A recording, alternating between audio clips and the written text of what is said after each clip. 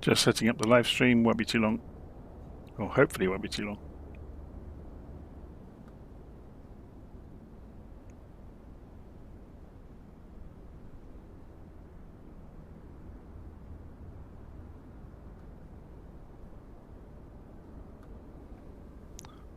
Okay, I think we're just about there. So we are at Knock Airport in Microsoft Flight Simulator. I'm just going to put ourselves on the drone camera. And we'll go and fly up in the air. So we get a good look at the airport. So this is Knock Airport from FlyX Simulations. I think this is the first airport they've built. I think it's a one-man band, and InnyBuilds are marketing it for them. So it should be interesting to go and have a look around it. So you can see some of the road layout is incorporated. So if we go over this way, and we'll pretend we're coming in from the public side.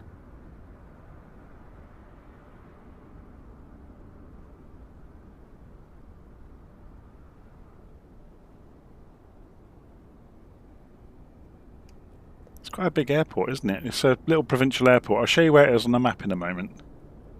So it's otherwise known as Connaught Airport. If we go and have a look on the map, you can see our flight plan laid out there. So there's the airport on the map. You can see where it is there. Look, it's northwest corner of Southern Ireland, or the Republic of Ireland. Okay, so let's go and have a look around it in the simulator using the drone camera. So coming in over the car park. So you can see all the furniture around the car park's really nicely done, and they've obviously gone and visited it because we've got advertising signage around the place, which is great. A Europe car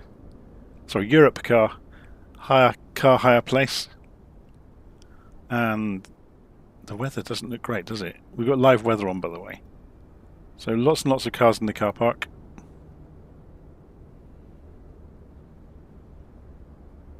And the main terminal building. We'll skirt around the outside of the airfield first, and we'll go and have a look inside the buildings in a moment.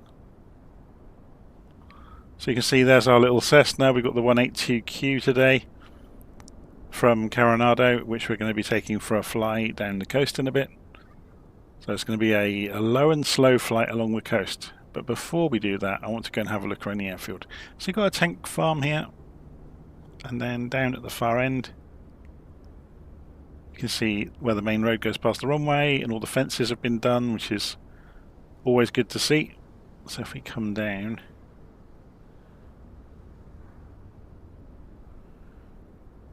you can see all the gates have been modelled and the lights.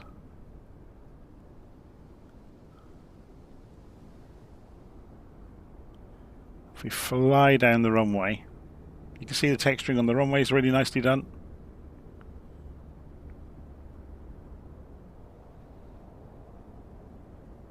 And there is a VOR over here. It's always nice to see these modelled in the sim properly.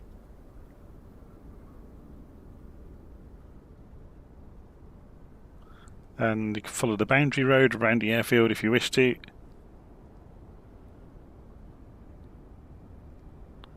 So we're just going to scoot down to the end and have a look at the lighting and the house down the end here, and there's an aeroplane with no wings, obviously used for fire training, I'm guessing.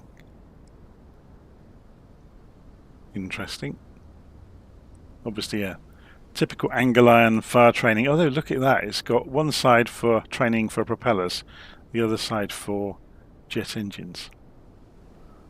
Interesting. Okay, so there's the lighting. So let's go and whiz back down the airfield and go and have a look around the buildings. So there's some storage containers, and that one's full of junk. That's quite interesting. I've not seen that done in the sim before. So some pallets and bits of offcuts of things thrown in there.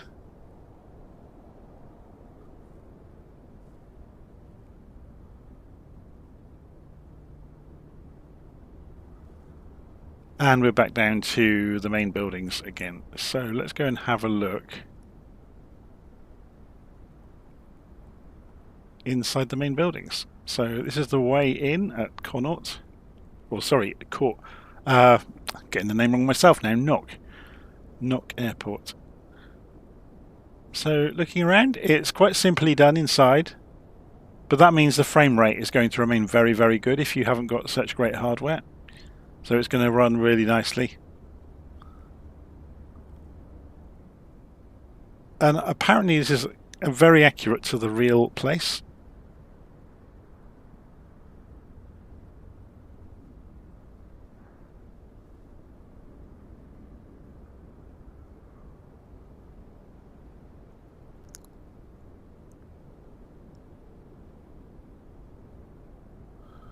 Just having a pan around, have a look. Come out through the wall and dip down and go and have a look through the arrivals lounge over here. So obviously you've got the taped areas. It's interesting that not every area has people in it. So there's the baggage carousels.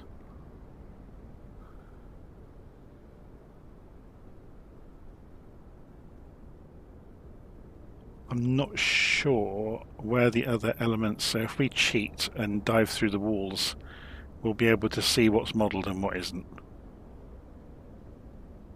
Okay, so yeah, the arrivals hall has been done, there's people in here.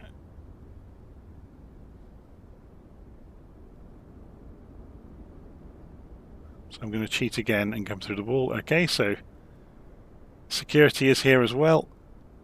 It's a shame there's not more in the way of doors that link through these areas. This is interesting. It looks like every bottle has been modelled. I don't know if this is... yeah, it's fake look.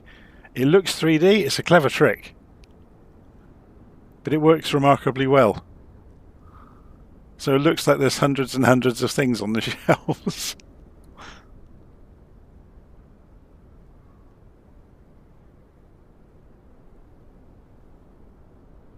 The people textures let it down a little bit maybe, but again I think a lot of people are not going to be panning around here. You're going to see this from this distance, you know, at closest. If you know, if you're parking up, you're not going to see it from such a close distance. So that's it. That's Knock Airport in Ireland. You can see there's a big old KLM AI plane has been dropped in here, which is quite interesting. An enormous aeroplane for this place to deal with. Let's go and have a quick look in the control tower as well.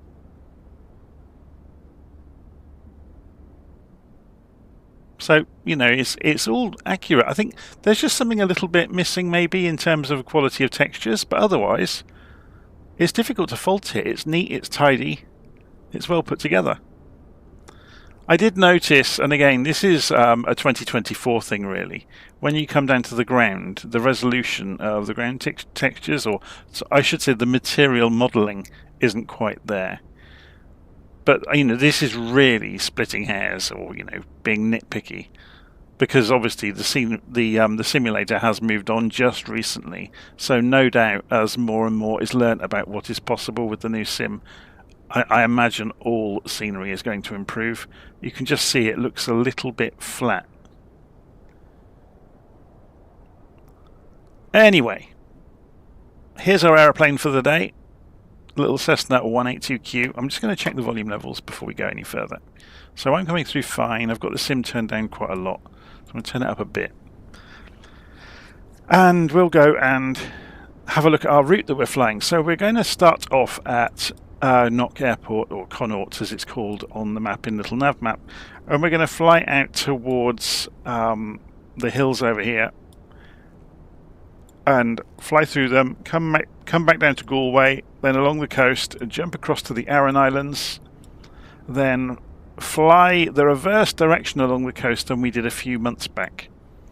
And half the reason for doing that is to come past the cliffs of Moher over here, and then past Kilkee, and then jump across the I've forgotten what this estuary is called, and it's not marked on the map. That's one of the real failings of the Google Maps, is they don't mark sea features. Obviously it's the is it the Shannon? The Shannon estuary, I'm guessing, because when it comes into Limerick, is it marked even here? Yeah, it's the River Shannon, but I'm guessing it's just the estuary of the Shannon. Anyway, and then I missed this out last time we flew in Ireland. We're going to go around the Dingle Peninsula, because I completely missed it last time. I cut across it.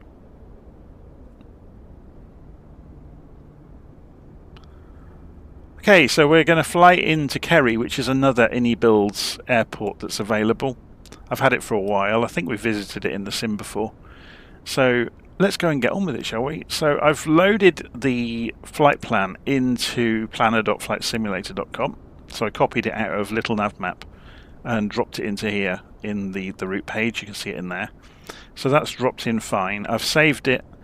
And in the simulator, I've also loaded it then back into the tablet, so we should be able to transfer it straight into the avionics of the aeroplane. So let's go and press Shift and X and then Shift and C, because we have to do a walk around with this aeroplane. So go and remove the covers, remove the chocks, and come round and remove the pitot cover. I think that's everything on this aeroplane. I'm going to check to see if there's any static covers or anything. No, I think we're good to go.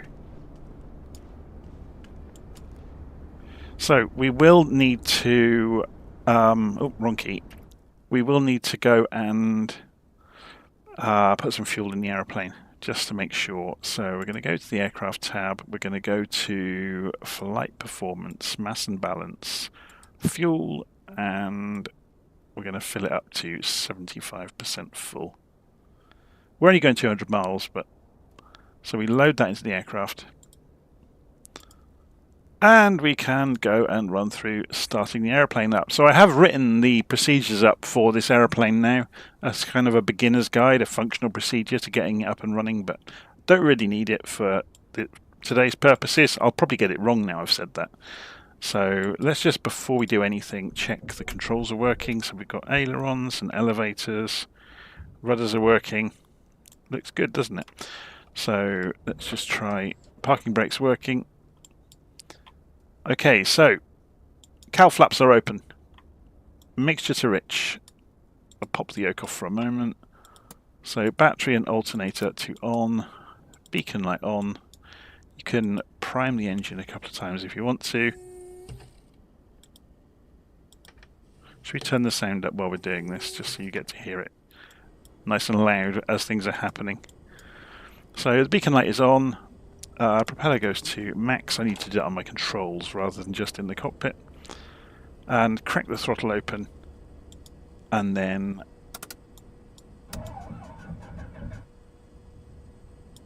okay, what's going on with that? Notice what I said about famous last words. Oh, I haven't turned that round.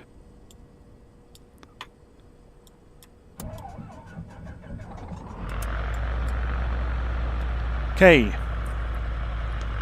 Sounds a bit healthier, doesn't it? So, next thing we do is we're going to put the nav lights on. We'll go and turn the avionics on now. Take the engine up to 1000 RPM. So RPM's on the other side of the cockpit. It's over here. So the manifold pressure, and wait for the engine to warm up. We can obviously be dealing with the GPS while we're waiting for that. We'll put the transponder on standby mode. Just waiting for the GPSs to come up. And then we'll open the tablet and pull the plan across into the GPS. Just making sure everything else is okay.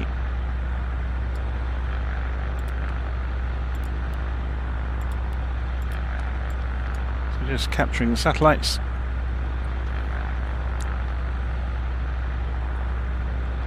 See what the volume levels are like. Yeah, it is quite noisy in the cockpit, isn't it?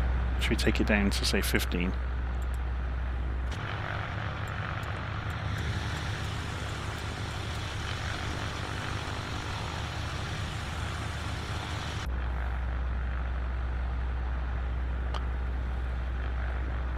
We'll go and calibrate the altimeter while we're at it.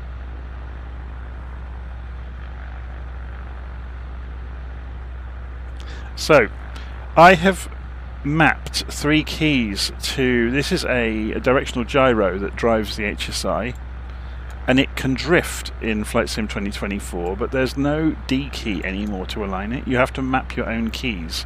So I'll just quickly show you that. If you go into controls and keyboard, and I search by input, if I put Control-Alt-Z, I need to get rid of that one, decrease indicator compass reference. So let's go and remove that one, delete assigned. I did a little bit of experimenting to find out what works and what doesn't. So Control-Alt-Z I've got, so search by input is set heading indicator. If I do search by input, Control-Alt-X, I've got set to decrease heading indicator drift. Okay. And then if I go Control-Alt-C, I've got increase heading indicator drift. So just to make sure that nothing goes wrong, I'm going to get rid of this mapping here and delete it. Go back. So just to show you that once again, Control-Alt-Z is set to set heading indicator. And that is the same essentially as aligning the directional gyro with the magnetic compass. Okay. So you will notice if you watch the directional gyro on the outside of the HSI there, if I press Control-Alt-C, I can spin it. And so it's wildly out now from the magnetic compass. If I press Control-Alt-Z, it aligns itself exactly. Remember, the magnetic compass is backwards compared to a directional gyro. Okay, so engine's up and running.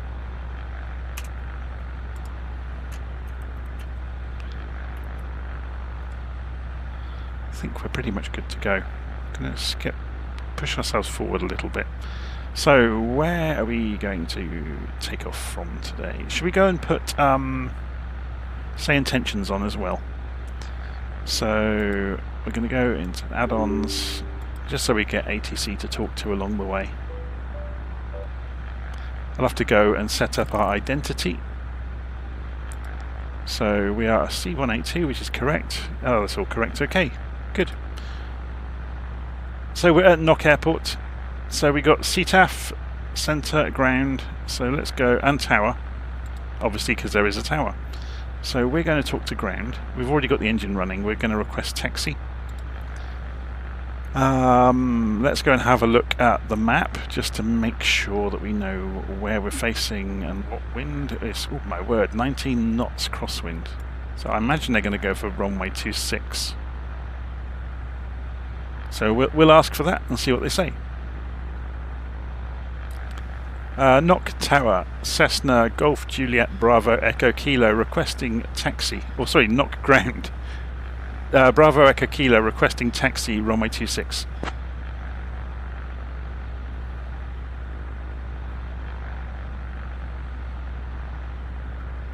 That would have confused them. Bravo Echo Kilo, taxi to runway 26 via Alpha. So Alpha is this route here. It is the only route. Taxi to runway 26 via Alpha, Golf Juliet Bravo Echo Kilo.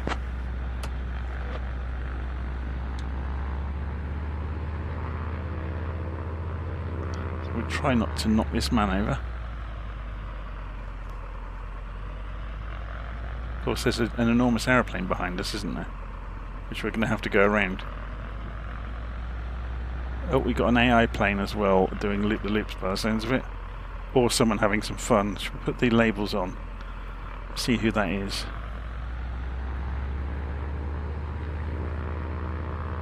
I may have to turn multiplayer off if they become too much of a hindrance to us.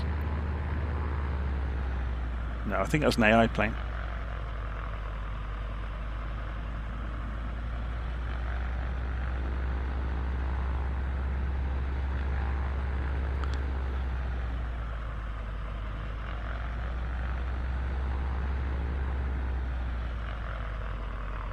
So we're just coming up to the runway, so we stop here.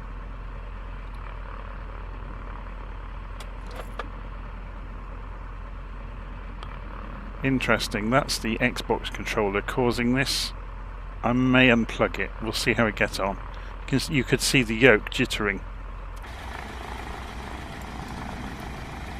So we just taxied out, by the way, with no taxi lights on. So that's my bad. And we'll put the pitot heat on now. Now we're not too far away from taking off. So, oh, he's taken off. Okay, that's good.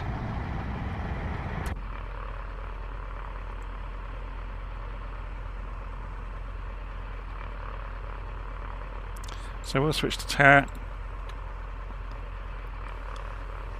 Knock Tower, Cessna, Golf, Juliet, Bravo, Echo, Kilo, holding short runway 26.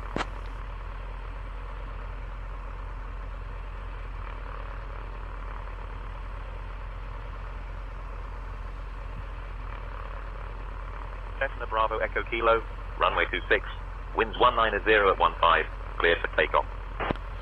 Cleared for takeoff, runway 26, copy the weather, Bravo, Echo, Kilo, thank you. Okay, let's go.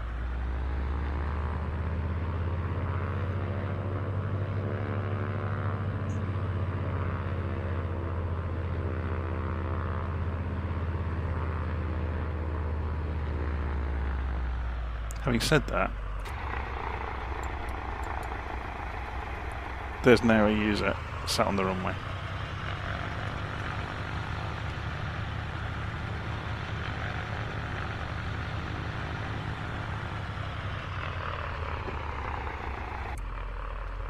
So we've got clearance to take off anyway, so I'm going to go.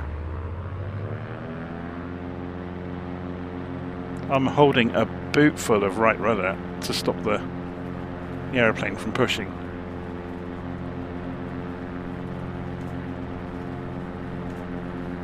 Okay, let's go gently lift this into the air. So I took off without flaps there on purpose. I want as much speed as possible in that sort of crosswind. So let's go and press Ctrl Alt N to get rid of the nameplates now.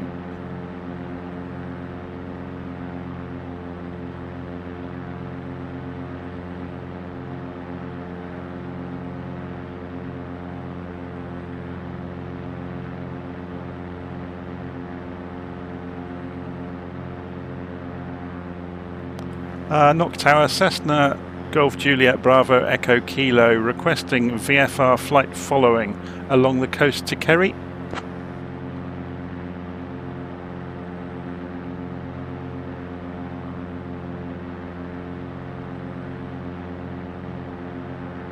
Cessna, Bravo, Echo, Kilo, unable to provide basic information service as we don't have identified. Please contact Shannon Center on 119.075.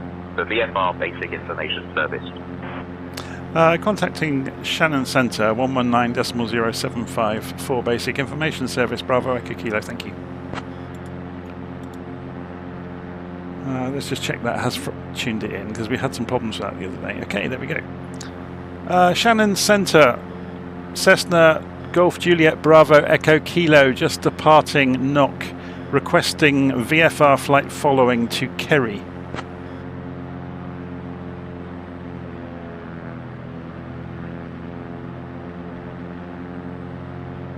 Bravo Echo Kilo, squawk 2456 and ident.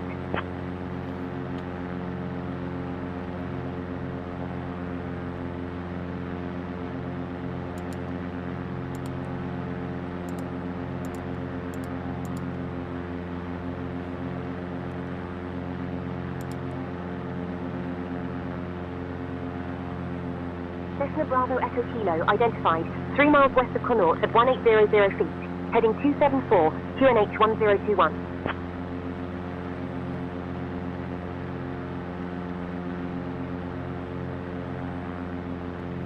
There we go. So we don't actually have to respond to that, it was just informational. So we're going to have to stay fairly low. So we come up to 2,000 feet, look, and we're in the cloud base, so we're going to have to stay low for VFR. Okay, let's go and do what we were talking about earlier. So we're going to come back into the route and click on it, scroll to the bottom and send it to the avionics.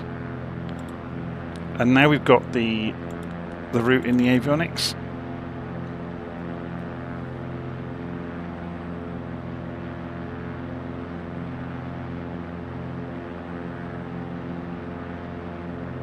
So we should have very little dealings with the centre controllers, unless we go and start playing games with doing touch and goes en route, which we might. We'll see. So we're coming down through 1,500 feet. I'm not sure what the ground altitude is around here. Okay, let's get the engine into the right range and the RPM as well. So we can go and close the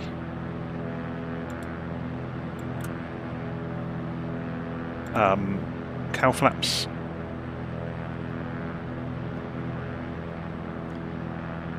And we can sort out the autopilot as well while we're at it. So we'll get the heading bug round to the direction we're going.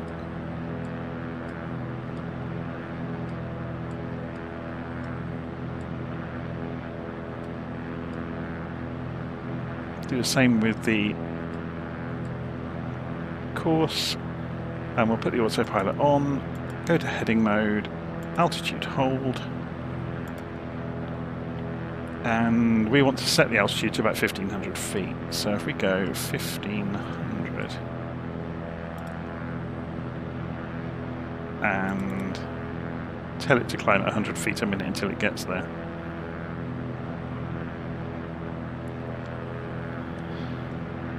Okay, so off to the races. We're on an intercept course obviously at the moment, so if we go and have a look at the map and have a look. So we're just coming back in towards our first leg, 36 miles down towards, now what's the place name called? Clock. That's a great name for a place, isn't it? So we've got Aisley Falls there as well. So we're coming in, the actual course is 24, we can't see the frequency, that happens so often, 242 degrees. So we can go and put this course to align with that broadly. It's about there. So you can see the CDI coming in, and that makes a bit more sense. So when it's within one marker, we should be able to go to nav mode. And it will do both. When it gets close enough, it will just go to nav and intercept the track. So if you keep an eye on that, when that gets within, usually within 1 dot, there it goes. So it's actually tightening the intercept look to about 45 degrees or so, and then it will straighten up onto the GPS track. So it's just winding the CDI in.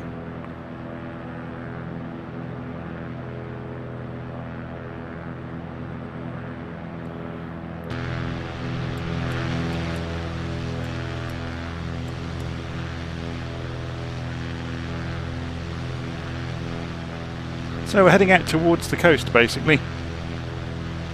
So this is the 182Q, this Cessna, available from Carenado in the marketplace.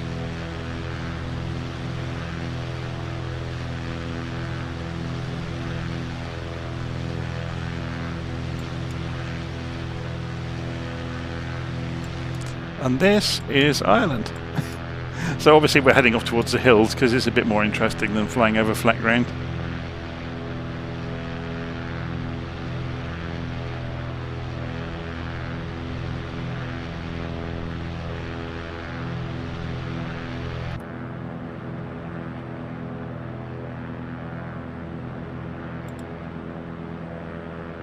Just checking that we haven't forgotten anything. I think we're looking okay. We can probably lean the mixture out a bit though. There's no reason to have it rich the whole time. We just keep an eye on RPM as we lean it out.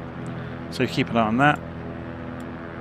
Carenado aeroplanes aren't the most accurate, so you lost a little bit of RPM there, so we'll just richen it up a bit more.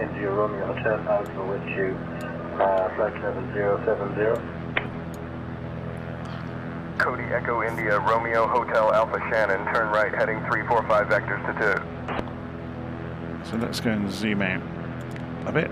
We can put this onto the first page. Cody Romeo Hotel Alpha, readability 5. So 24 miles to run, 13 miles estimated time en route, 243 degree track. You can show this information. This is one of the nice things. If you want to show the information around the outside of the 530, you roll the inner knob to put the nav page group on the first page. It defaults to the second page, which is the north up map. If you roll this left, it goes to the first page and you get the arc mode. And the advantage of arc mode is it puts the numbers around the outside. If you go to the second page of the page group, it goes to the north up orientation. You can change that. So if you go to menu and set up map, and then you can roll down with the outer knob, press enter on, or sorry, the inner knob on north up, and you can do track up, and that will do the same thing. But if you don't want to, you just keep pressing clear to come back out, and you're back where you started.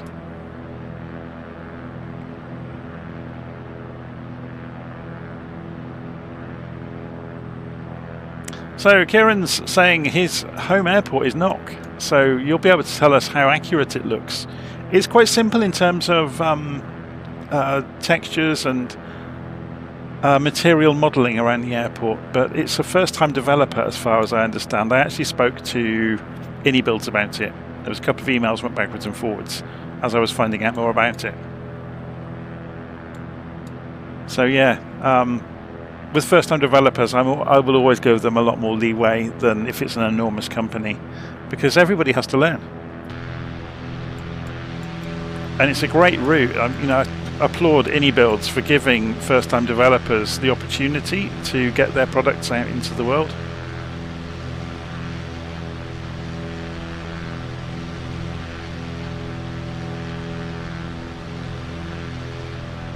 Yeah, so Andrew's saying it's the Shannon Estuary. Of course it is.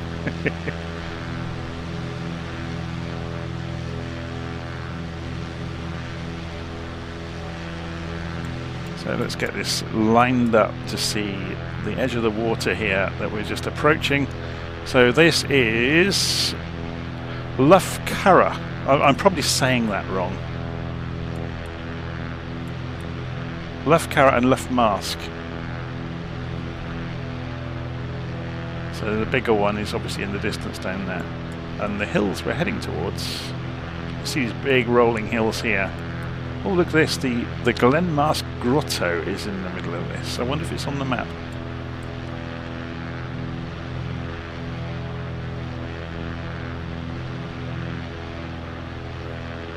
So we're just heading into the hills. Although I've got a GPS track, we'll go manual as we come through the hills. So we'll probably fly, you know, something more like that kind of route to come in. We'll see. So we've got the border, haven't we, between County Mayo and County Galway in these hills.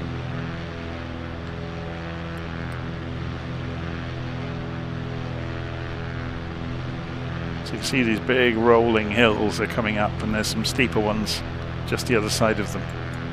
So what we're going to do is climb. We haven't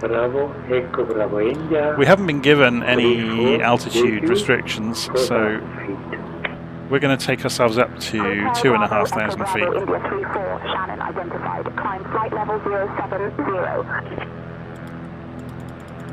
Climb flight level 070. So we're climbing 500 feet a minute up to 2,500 feet.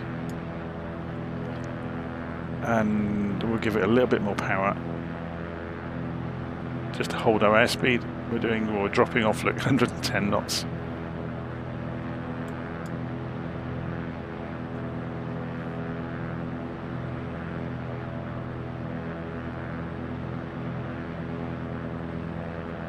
Okay, so Andrew is saying the airports for the Aran Islands are available from FlightSim.2. I haven't got them installed.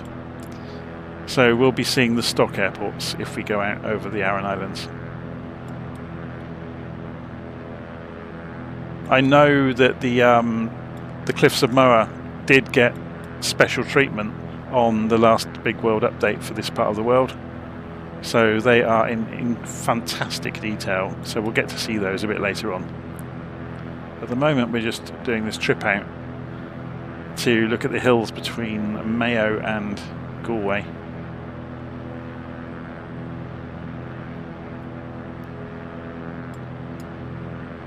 Should we put head tracking on?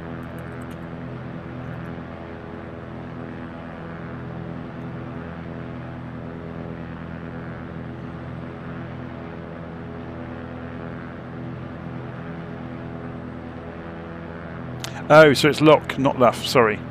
Lock mask.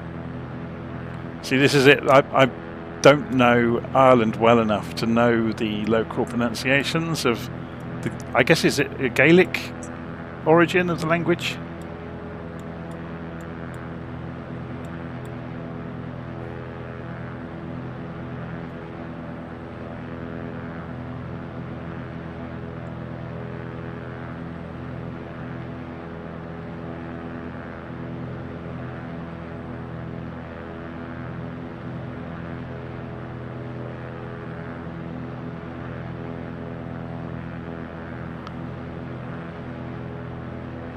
So yeah, now we're climbing to, we're at 2,500 feet. Look, we're on the edge of the cloud.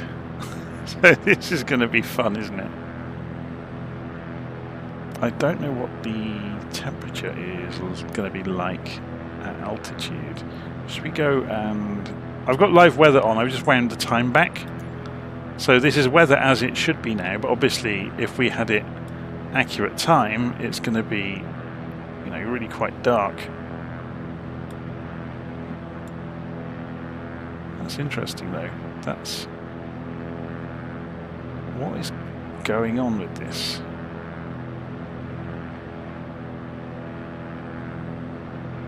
Should we play with the light and have the golden hour for ourselves? Of course the cloud is obscuring the sun quite spectacularly.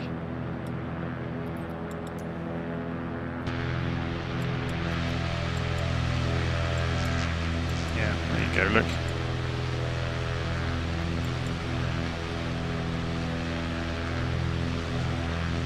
So I've set it to the early hours of the morning. The sun is rising in the east behind us.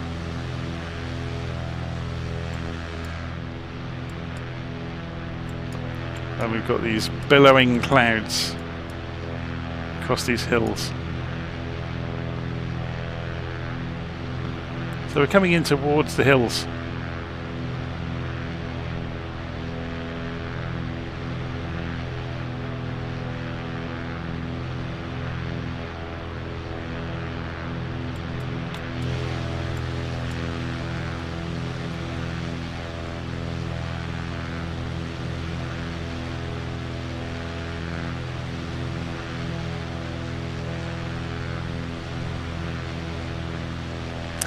Robert is saying we're flying in God's own country, or only country as he called it. I've told this story before. The first time I visited Ireland and I had a pint of Guinness in Ireland, it was in a little emporium type post office comes, you know, shop come hotel.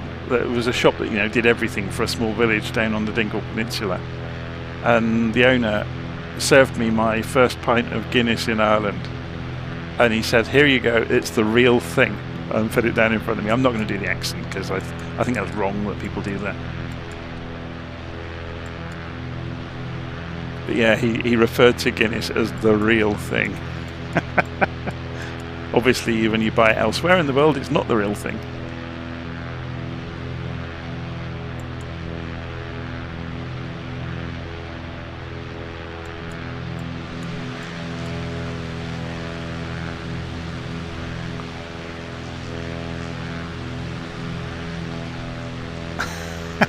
Religious experience drinking Guinness. Well, it'd been a long day travelling, and we were all quite tired, and yeah, everything seems good when you're tired, doesn't it? Okay, let's go and jump in the airplane and have a look around. So there's a little lake coming up here. Does it have a name? So Loch Glenhour.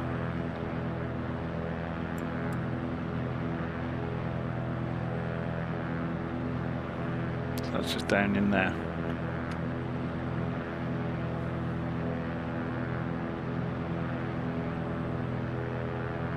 Should we drop 500 feet?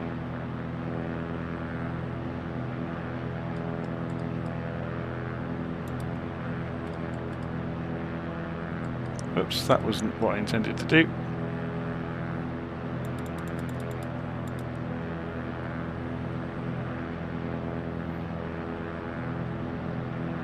Okay, we can pull the power back a little bit.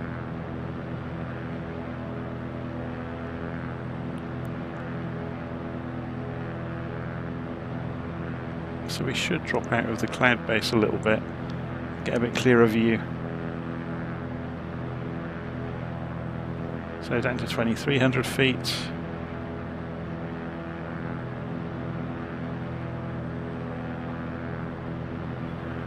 Yeah, it's clearing up a little bit, isn't it?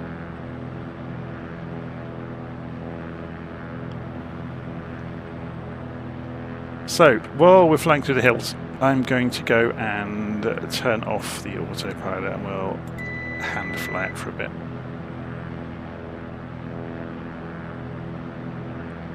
We've obviously got the GPS track to be our guide. So should we go and descend down a bit?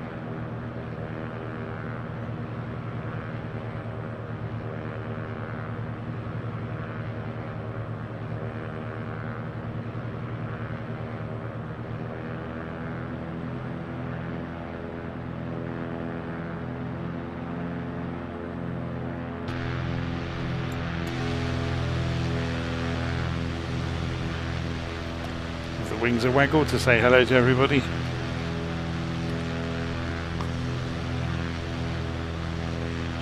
So Andrew's saying, is this Sim Update 2 beta? No, I never use the beta versions of Flight Sim. I never have done, and I probably never will. I'm not going to say definitely that I never will, but I haven't so far ever. I wouldn't want to be at risk of losing settings. I don't know if you heard this story. A couple of days ago, an update to Flight Sim to the beta arrived and basically destroyed everybody's installations that was using it. And that's the risk of beta software. So are we getting near the place we need to turn yet? Are we going round the back of this hill or further on? Let's have a look at the map. We're going round the back. Okay, so we're going to carry on until we see this stretch of water. So, Kerry Fjord, which just starts down here. So are we going along it at all? Yes, we are. So we can make our own way around this hill here. So I'm guessing that's this hill.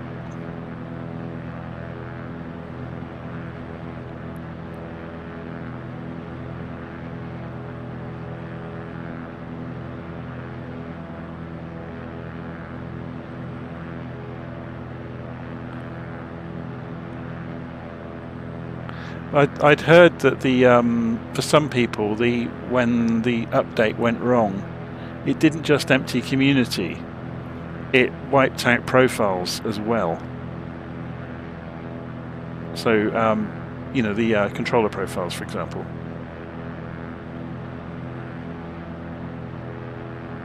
But I don't know how true that is, because you get a lot of scaremongering with people that want things to fail quite often.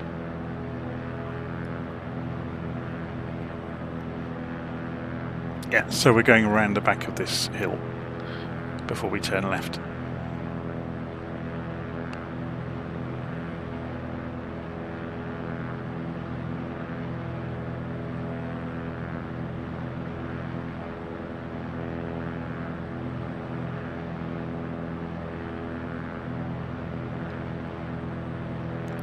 So somebody left a comment on my first video looking at the Cessna 182Q saying that I was being overly positive about it, and I was obviously being paid by Carenado to make videos, you know, and so on and so forth. That, no, not true. And I questioned, or sorry, what's the correct term? I pushed back against their comments and they deleted their own comment. So, take that as you will. I bought the aeroplane just like everybody else. That's why quite often I won't get aeroplanes early. I don't very often get aeroplanes given to me by the developers. And you will notice that the bigger developers, like the PMDGs and the indie builds of this world, when they have, you know, the big airliners coming out, they tend to give them to the professional pilots because they want, you know, accurate beta testing with real world experience to weigh in, and that's how it should be.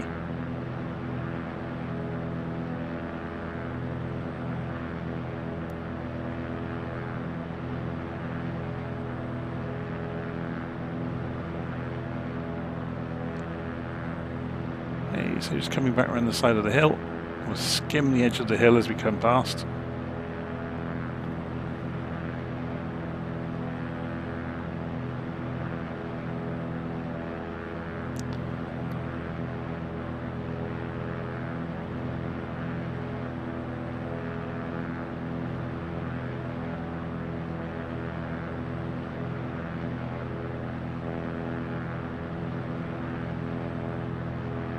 And follow down this water.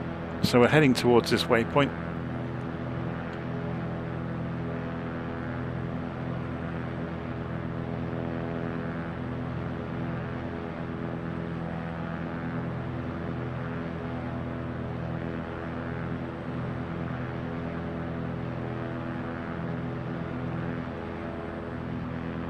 It's a stunning part of the world, isn't it?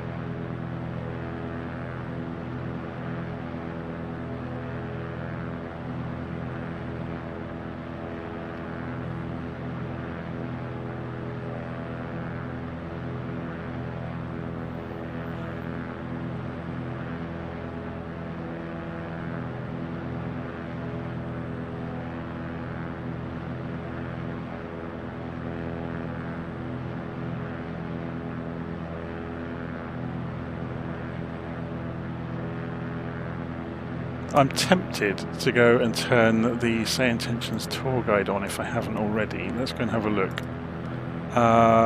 Intercom, channel 2. Oh no, I've got the tour guide on. Okay. Should we ask her about the area then? Hi Sarah, what can you tell us about this area?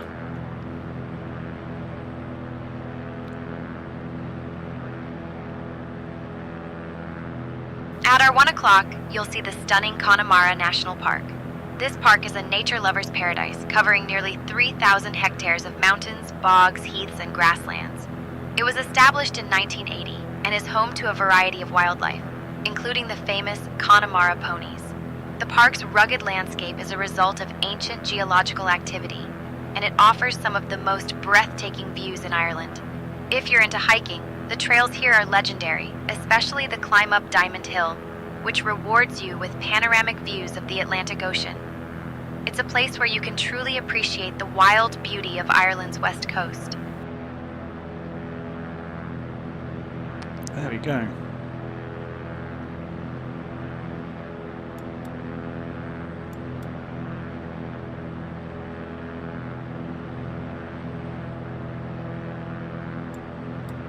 So, we're going to scoot back across towards Galway. While we're doing that, I'm going to put us back on the GPS in a moment, as soon as we got past these hills. And then I'll go and grab a coffee, because we've got a few miles to run to get down to Galway.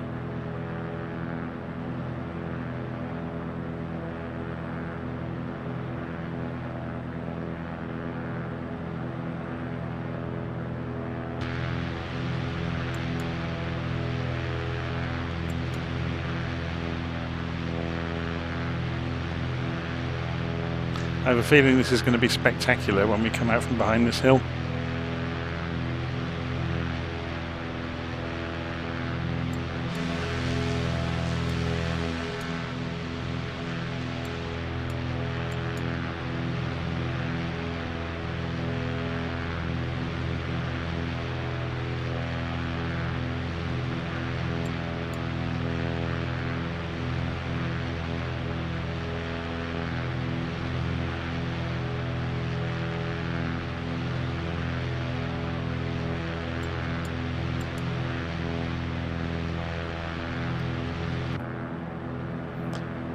Okay, so we're turning left onto our track.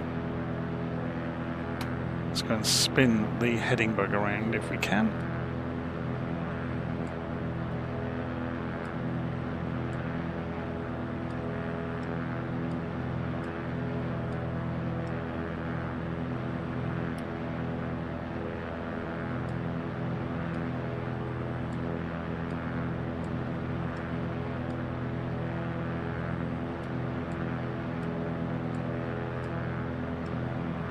So let's go and put the autopilot on, go heading mode, go nav mode. We should be close enough. Yes, it's locked straight on.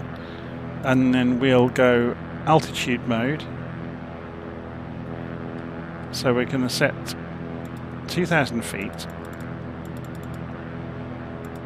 and climb at 500 feet a minute to get there. So we're going to add 1,000 feet on to get over these hills.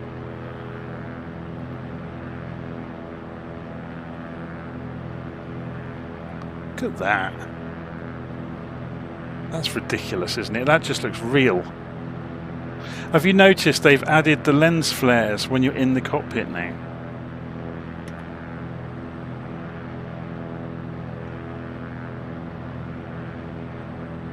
That is quite spectacular, isn't it? That just looks real.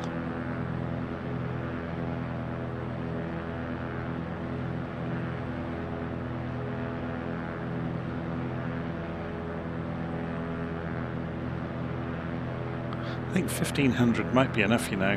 Although looking at this, there's some windmills on the hilltops. I don't really fancy clattering into them. So yeah, we'll go for 2,000 feet.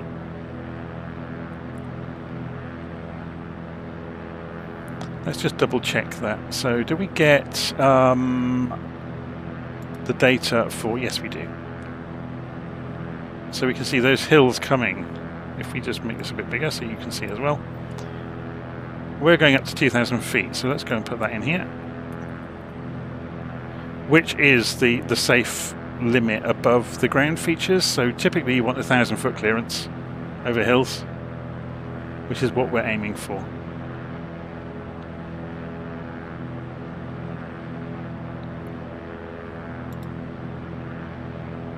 Coming up for 2,000, so it should wind out the vertical speed very soon.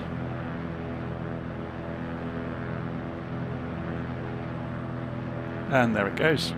Perfect.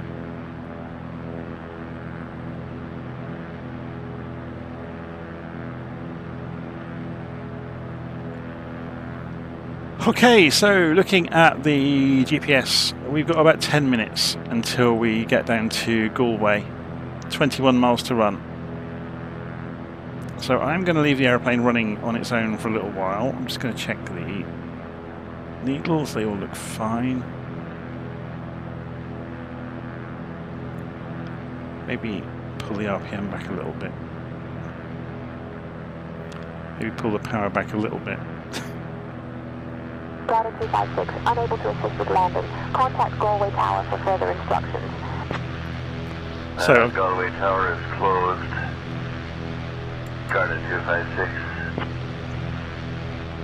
Taken on advisement. Garda 256.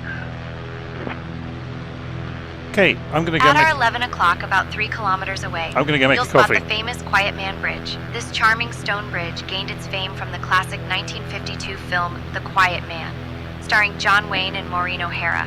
The movie was a huge hit and put this quaint little bridge on the map, attracting fans from all over the world. It's a perfect example of traditional Irish rural architecture and has become a beloved symbol of the film. People often come here to relive scenes from the movie and enjoy the serene beauty of the surrounding landscape. So, if you're a fan of classic cinema, this is a little piece of Hollywood right here in the Irish countryside.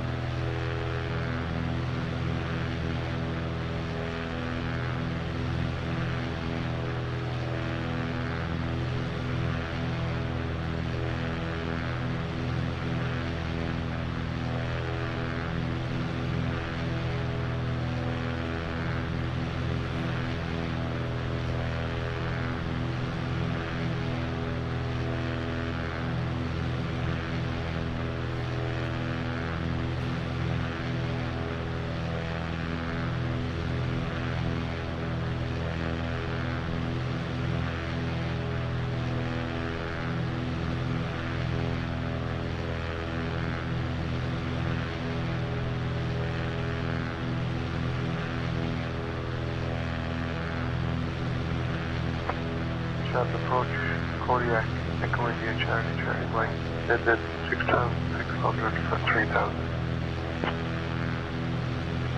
Kodiak, Echo India, Charlie, Mike Shannon Center, roger. Kodiak, Charlie, Mike, roger, radar services terminated, transponder 7,000, frequency change approved. Frequency change approved, Kodiak, Charlie, Mike, thank you.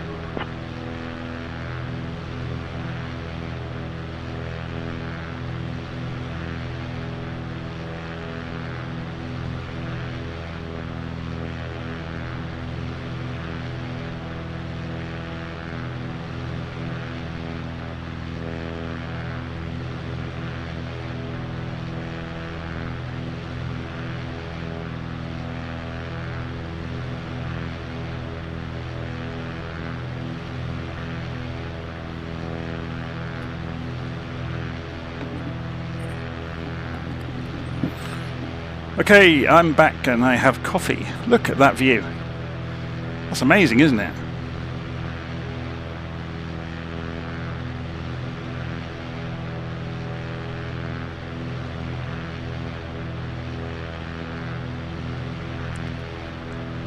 So let's go and look inside the aeroplane. We're just coming in towards Galway.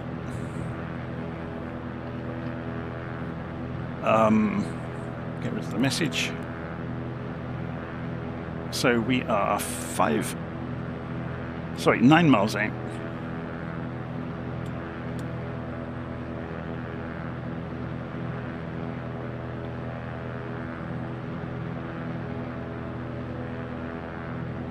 So we should be should be able to in here pull up Galway. Gonna make this a bit wider. Comm frequency. Airport has no comm frequency. Okay.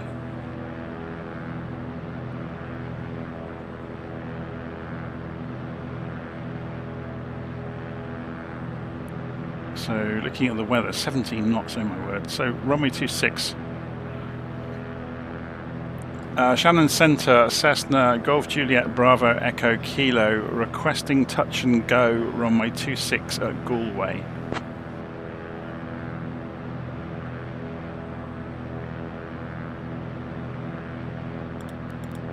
Cessna, Bravo, Echo, Kilo, cleared for touch and go on runway 26 at Galway. Report on the go. We'll report on the go, Bravo, Echo, Kilo. So, what we'll do... Cessna, Bravo, Echo, Kilo, roger. Report on the go. It doesn't quite understand if you confirm, does it? We'll turn left in a moment and fly 80 degrees. And then box off the approach. So, let's go and drop ourselves down to 1,000 feet at 500 feet a minute.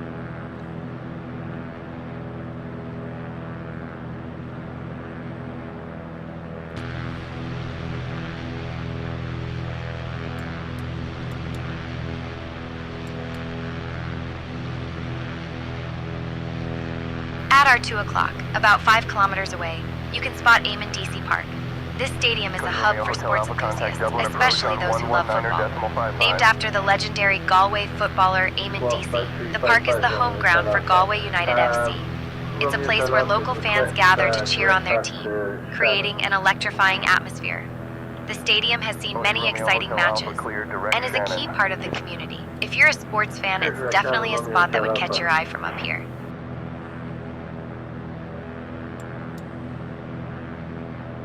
So we're getting pretty close, aren't we? So what I'm going to do is hold out until we can definitely see it. I think this is it here, yeah. So we're going to go heading mode now.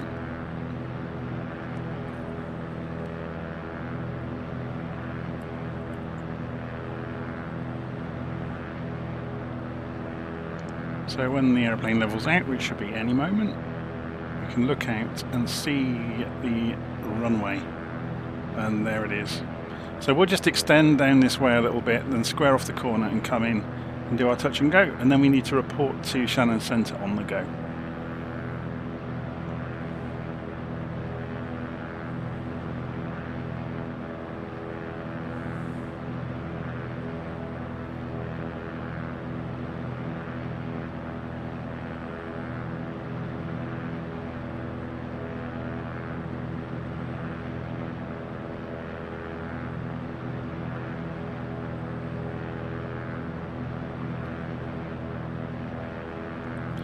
Look map side while we're doing this.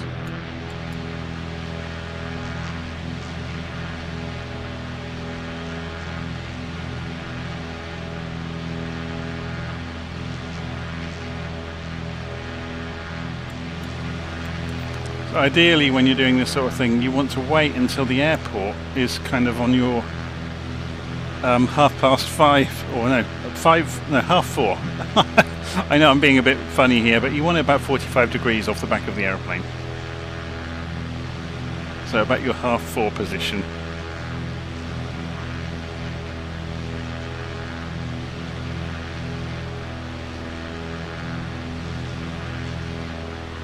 So we're getting there.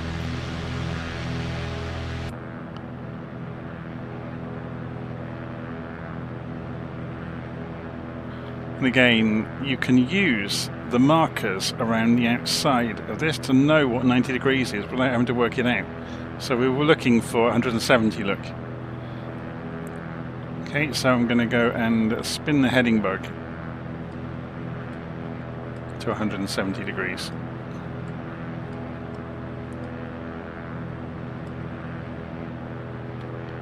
And start slowing us down.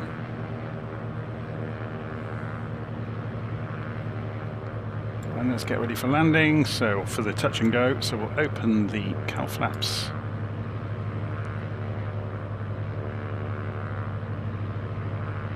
Come off the autopilot in a moment.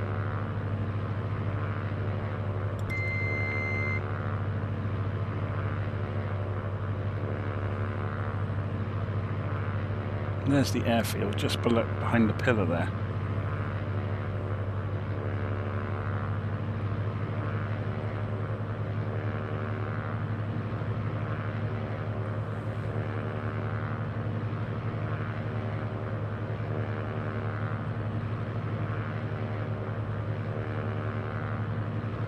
So I'm going to hold it up here at 1,000 feet just for visibility, really.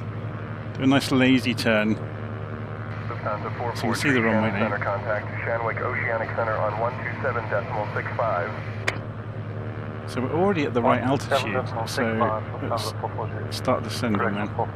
We want 2 whites and 2 reds on the PAPI lights. It has got PAPI lights. Looks like it has got a tower, even though there's nothing reported.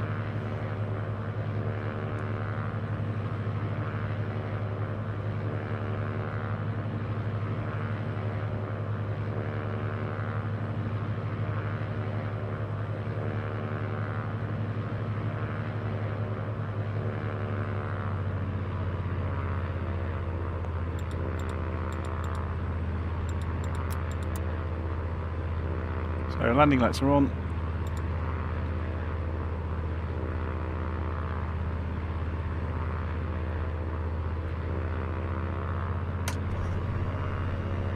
Flaps to the middle position.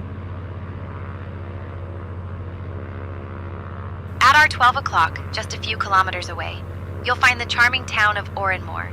This quaint town is known for its picturesque views and historic sites. One of the highlights is Aran Castle, a 15th century tower house that has stood the test of time.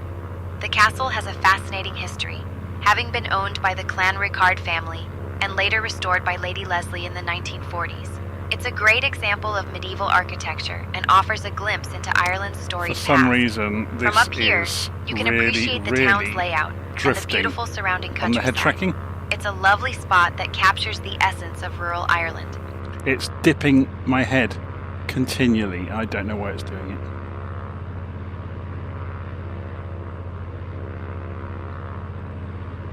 Now and again, the Tobii head tracker, you can see it. Look, it's dripping, or it's drifting into the cockpit the whole time. It wasn't doing it earlier. It's doing it now.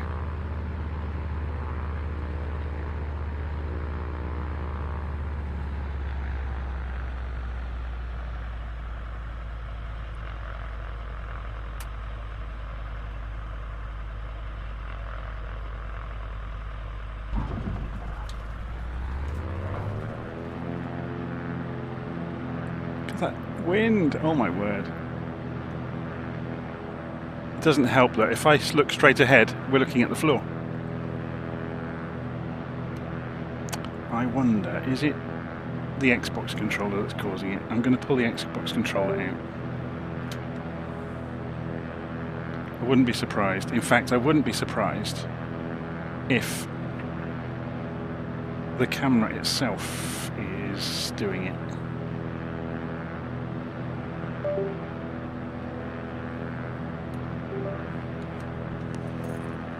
So I've just switched the Tobii on and off.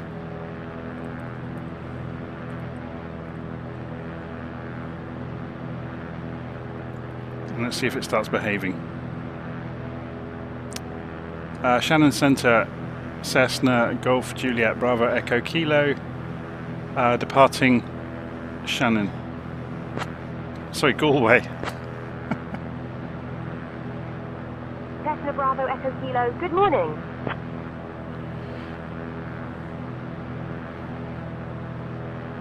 I'd forget my own head if it wasn't screwed on.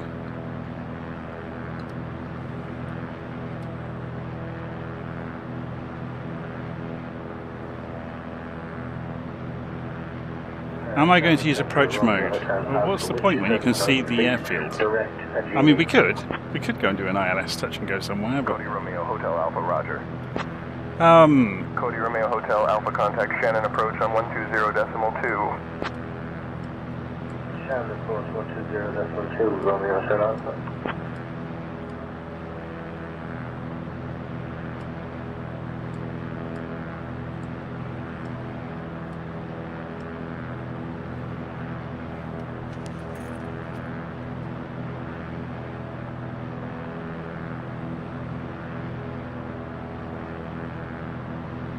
Yeah, the camera's now behaving itself.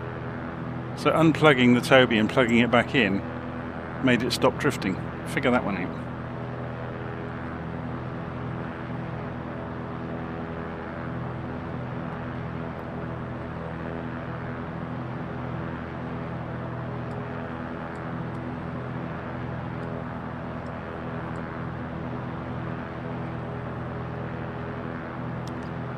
So let's get the autopilot back on and go heading mode, altitude. We're coming up for 2,000 feet, so let's go and ask it for 2,000.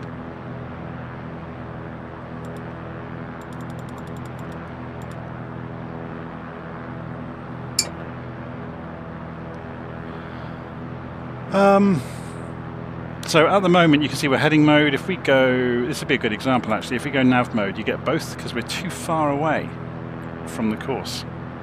So what we'll do, it will use heading mode rather than nav mode because we're too far away. So if we put ourselves on an intercept course and pull the CDI in, it will switch when this gets to about within one Bravo Echo Kilo. dot. Contact Shannon departure on 120.2. Contacting Shannon departure 120.2 Cessna Bravo Echo Kilo.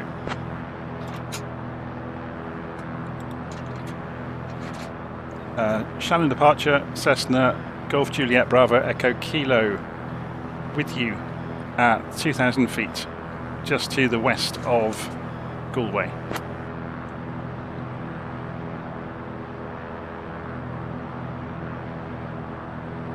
Cessna Golf Juliet Bravo Echo Kilo Shannon departure Connacht Attitude Galway QNH 1022. So we don't need to respond to that. Okay, so it's still on heading in nav mode. It will switch to nav. It's getting pretty close now. Get ready.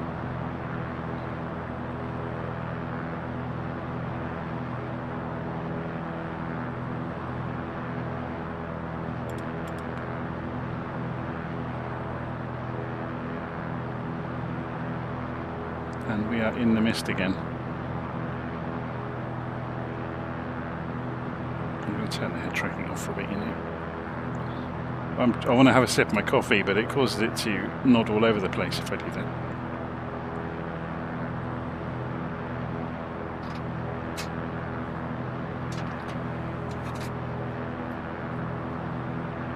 There we go. We're close enough now to the track that it's captured it. So next, let's go and have a look on the map. Now we're on autopilot. We're going out towards Connemara. So let's ask the tour guide about Connemara. Hi, what can you tell us about Connemara?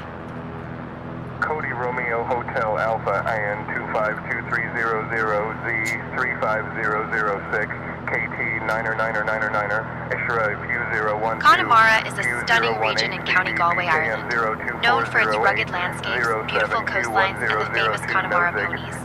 The area is a mix of bogs, mountains, and lakes, offering some of the most breathtaking views in Ireland. It's a paradise for hikers and nature lovers, with trails like the one up Diamond Hill providing panoramic views of the Atlantic Ocean. The region is also rich in Irish culture and history, with traditional music and Gaelic still spoken in some areas. It's a place where you can truly experience the wild beauty of Ireland. I'm going to drop us down to 1,000 feet, because we're over the coast anyway. We're not going to hit anything. And we'll get underneath that cloud.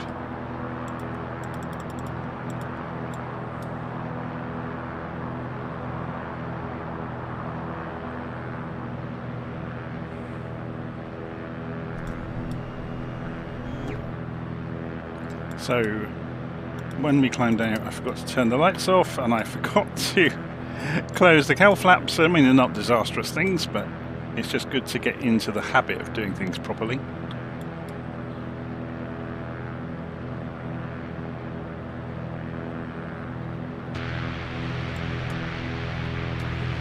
And I managed to hit the switch then for the flaps as we were flying along, which was rather clever.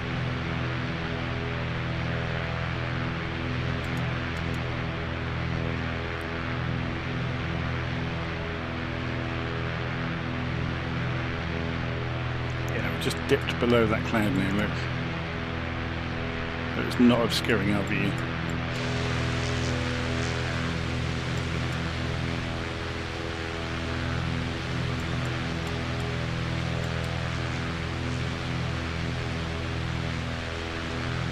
So while we're flying along,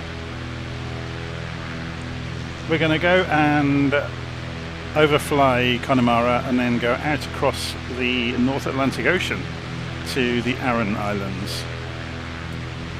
So we've got Inishmore, Inishban and Inishia, all within a couple of miles of each other.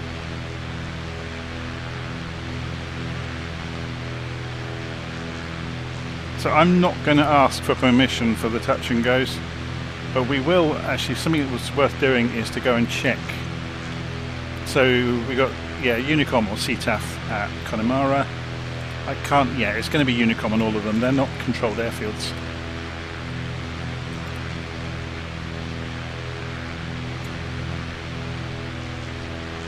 Let's have a look on the GPS. So 5 miles, 2 minutes until we get to Connemara. So we'll just go and scoot round and do some kind of very quick Spitfire style visual approaches. So we're going to have the wind straight down the runway by the look of it at Connemara, which will be really useful for a change. So we're coming whistling in towards it. We ought to go and have a look. So let's straighten the camera up.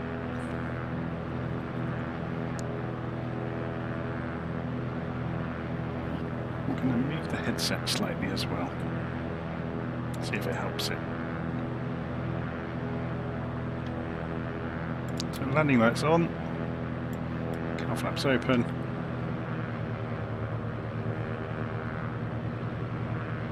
And autopilot off.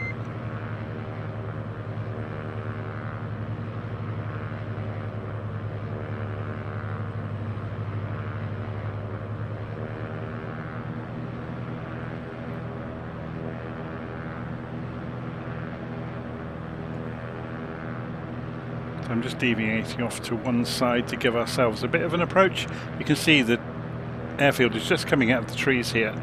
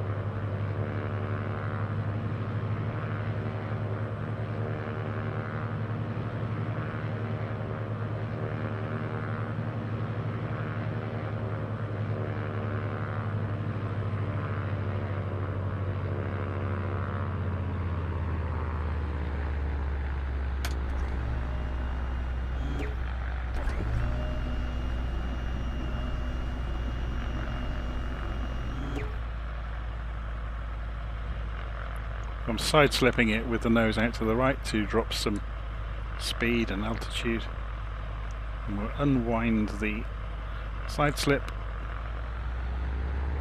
lift the power back up.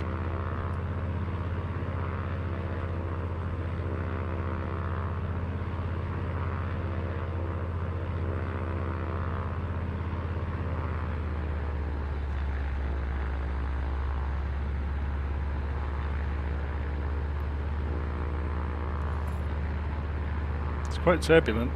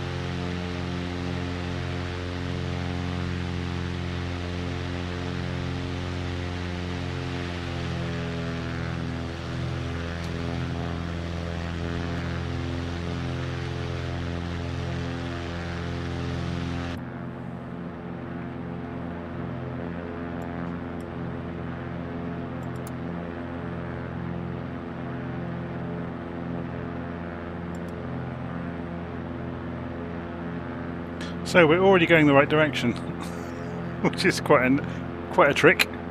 So autopilot on, nav mode on, and we're just coming up towards 1,000 feet. So altitude,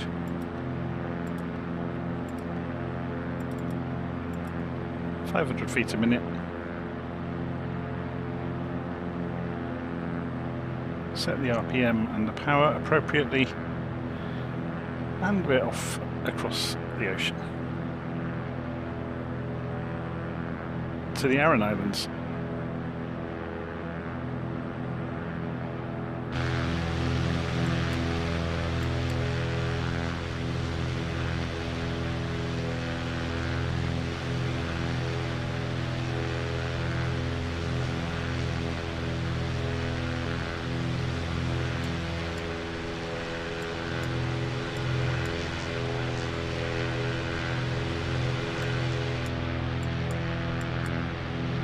So what sort of winds are we going to be facing when we get there? So if we hover the mouse over the airfield, it will tell us. So 320 degrees, 2 knots, so that's almost nothing. So that would imply coming in, is it saying, it's not saying gusting, is it? No, so Cav OK, it's going to be quite clear then. So we'll do the same again, we'll loop around. So we're going to end up doing loops through each airfield. So what's coming on down here? 320 degrees, 2 knots. 320 degrees, 2 knots. Yeah, it's the same at each of them. And 2 knots, to be honest, is nothing. We could just straight line it through them. But I think it might be good fun to do that, to come in from 3.2, loop around, and do the same on each of them. So Inishmore first, not far away from it.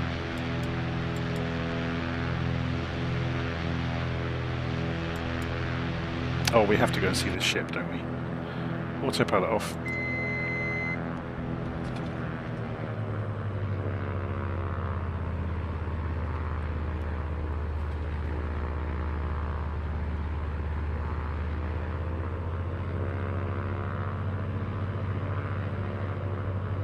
The state of the windscreen.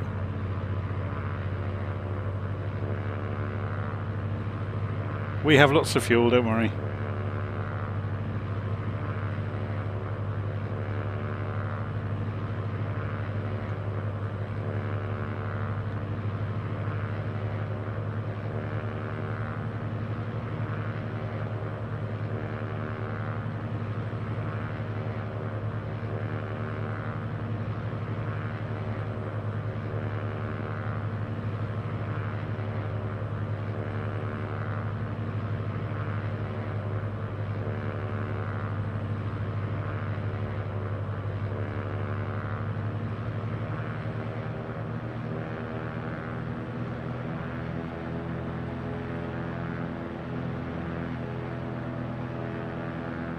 Very cool.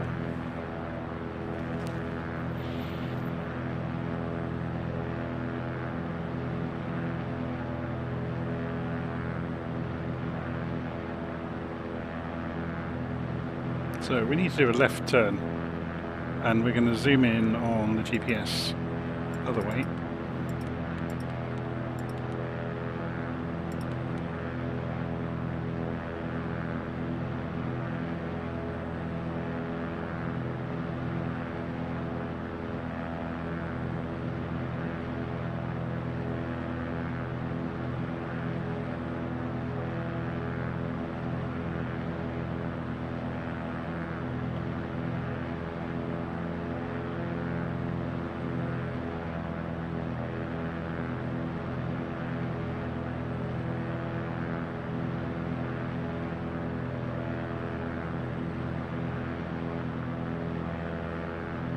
So about a minute and a half if we maintained this speed and flew straight towards the airfield.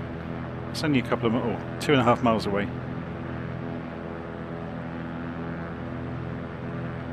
So the other advantage of doing this method of like looping around the airfields each time is you get to see them. So you get some situational awareness before you land.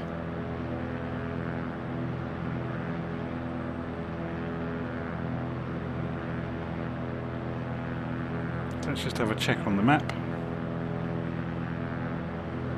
So it's on this side of the main spit of land then.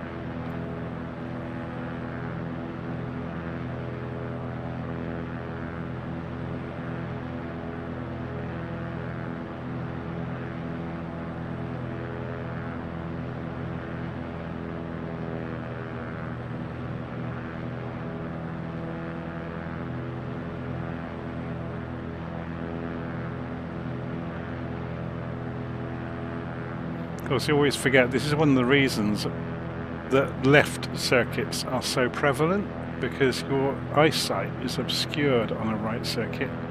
So there's a breakwater. It must be this side of it, okay?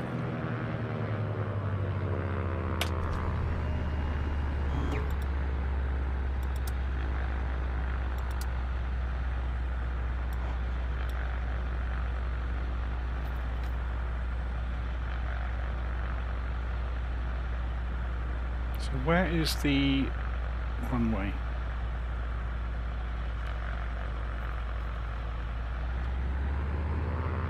Unless it's not the breakwater, is it? Am I being blind?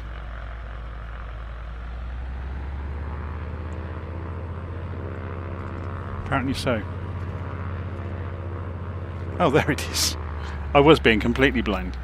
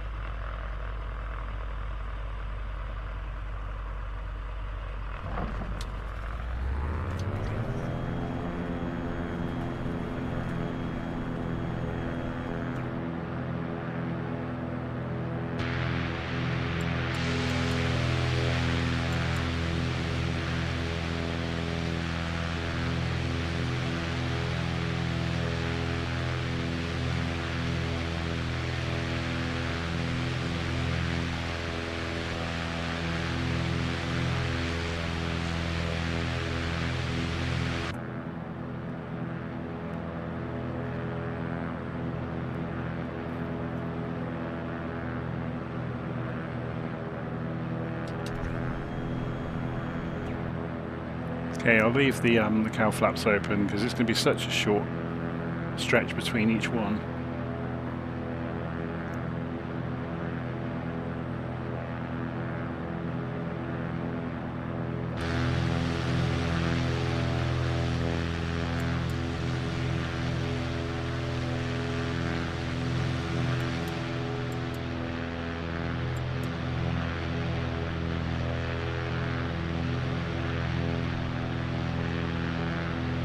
So, runway, what number is that underneath there? Is it 33? Yes. It's a hard runway as well. In Ishman. So we're going to go round the edge of the peninsula here. You can already see it, look, it's there.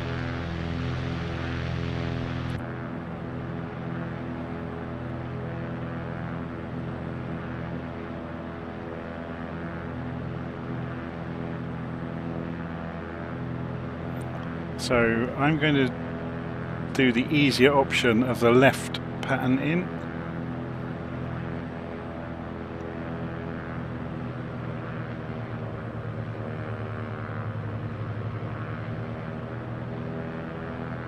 Purely because you're not looking across the cockpit and past the pillar to see it, you've got a much cleaner view of the runway.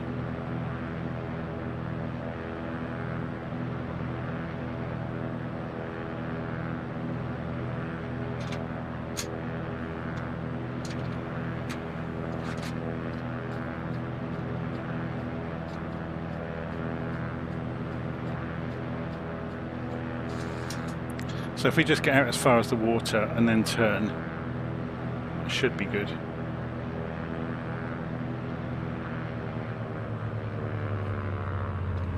So let's get rid of some speed and some height.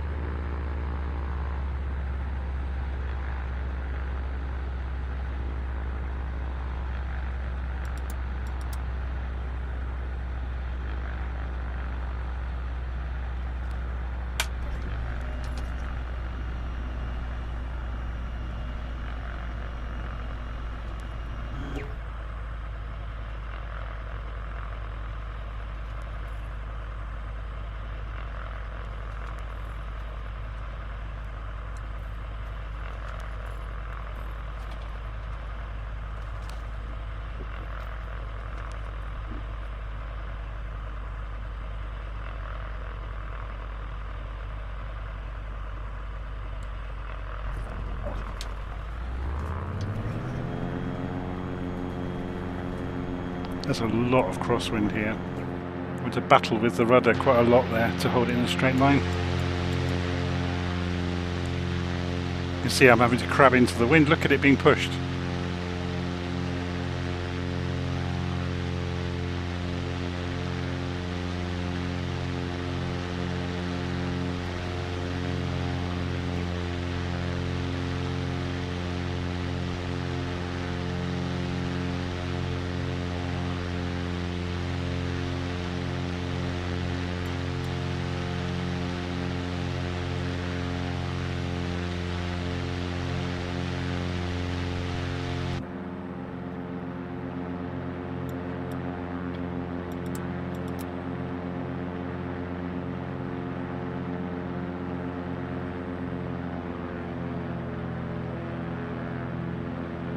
Okay, so let's have a look at the next one. Inishia. So yeah, it's a similar story again. I think it's easier to overfly the island and do the left turn in, just because of the ease of visibility. So let's do that. So you can see the runway on the edge of the island. So we'll do the same again.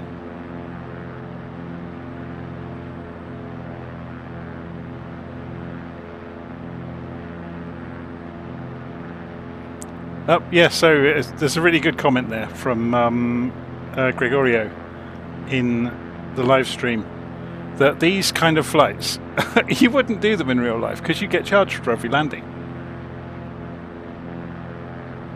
I mean, it's not a horrendous amount, but it would add up. Or every touch and go, I should say. So we've got VASI lights here instead of PAPI lights. So it's just two lights. If you get one white, one red, you are in the appropriate approach.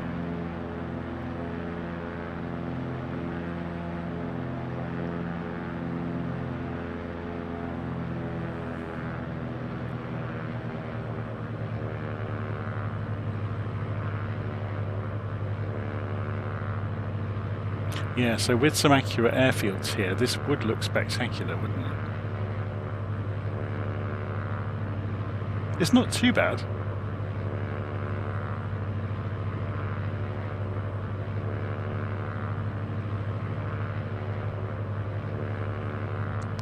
Okay, landing lights on.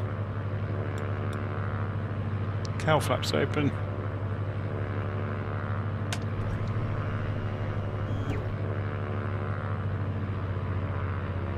We'll go out around the spit of land here and then turn left and come in.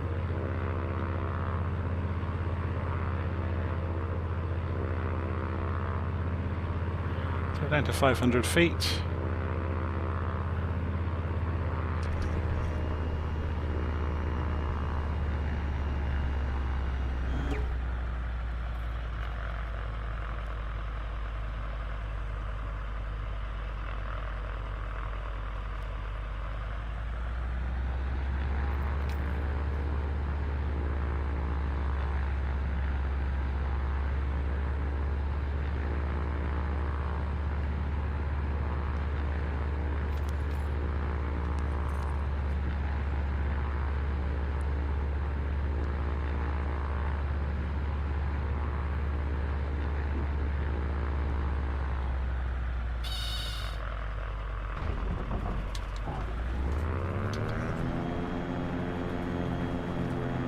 That's nearly full rudder to hold it in a straight line across against the crosswind.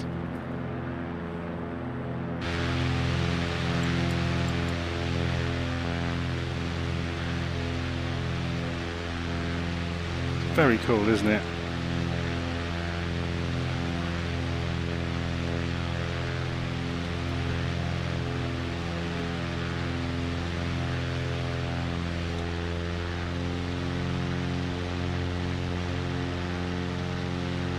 Waiting and waiting for the speed to come up, holding a gentle climb before we attempt any maneuvers.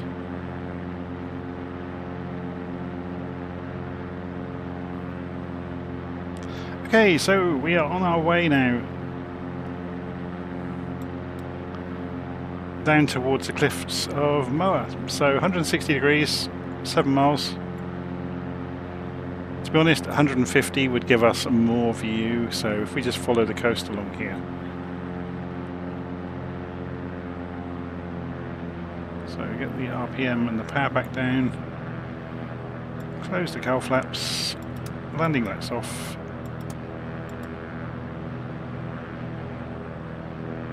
And there's the cliffs of Moher. Not much in the way of navigation needed to get to them.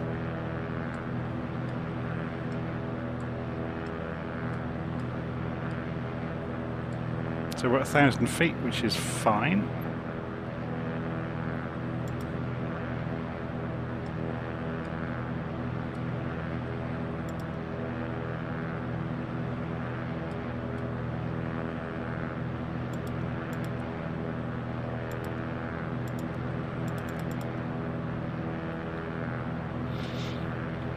Okay, let's go and calibrate the altimeter. It looks like it's fine.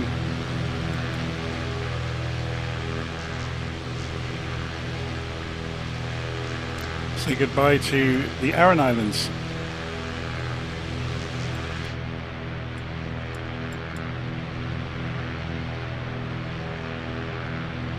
So we're heading down towards the cliffs of Moher. We'll fly along the edge of them at 1,000 feet. Actually, it might be worth getting another 500 feet or so of altitude.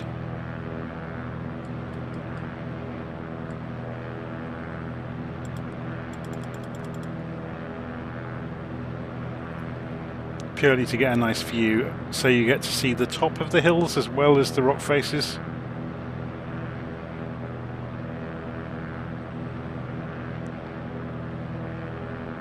To be honest, we want the afternoon really, when the sun's setting, to light it up. Should we move the sun to make it look a bit more spectacular?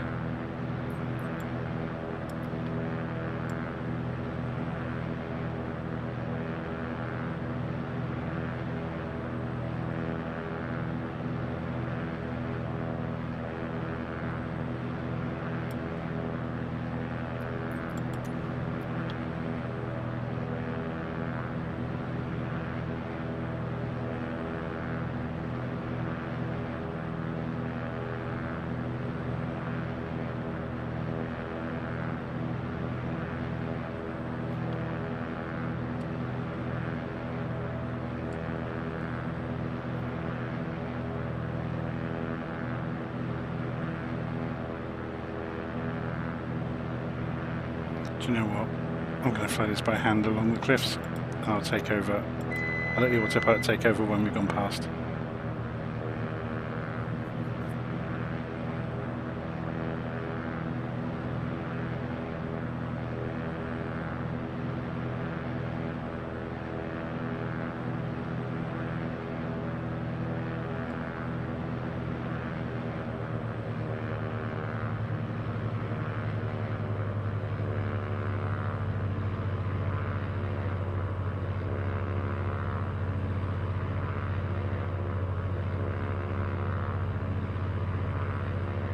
So this is one of those areas in the sim where they've got the extreme quality texturing.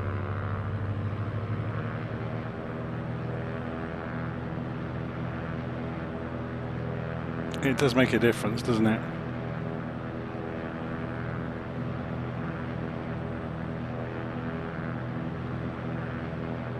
It's still not the resolution that the Grand Canyon's got, but it's not far off it.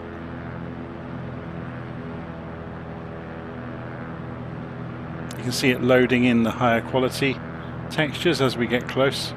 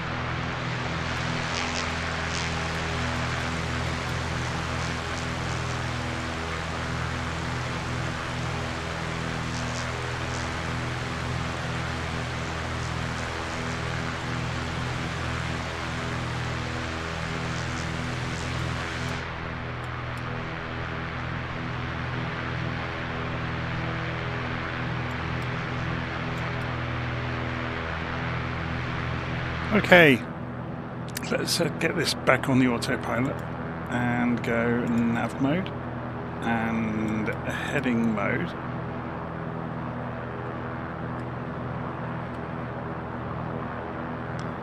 So 200 degrees should be enough to get us back on the track.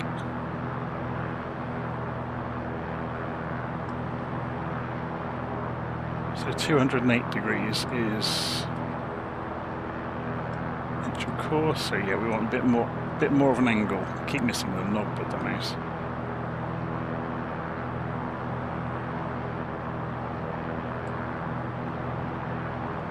There we go. We've picked it up.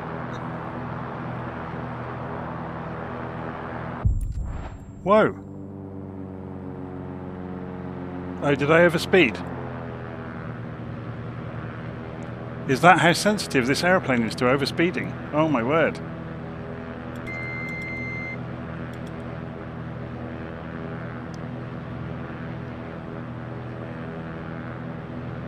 But we weren't running the RPM that high.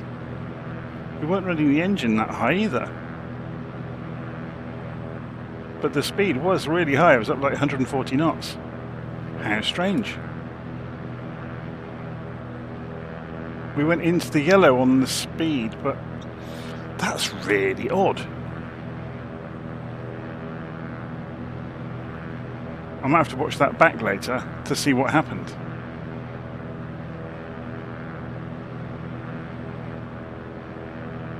I wonder if there was a weather change that kicked us. We weren't going flat out, were we?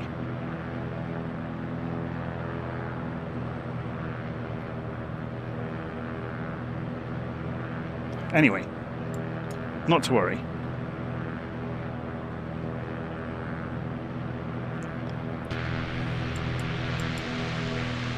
Let's go and switch the weather back around.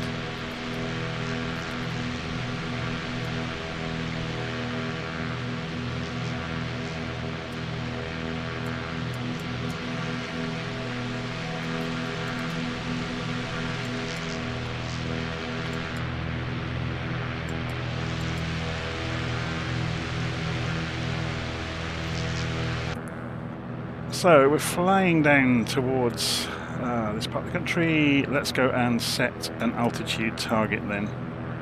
So altitude, yeah, it's lost that when the airplane went wrong. We're at, let's recalibrate.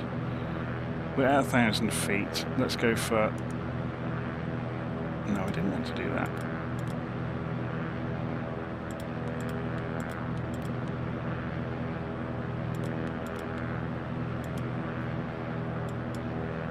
Really?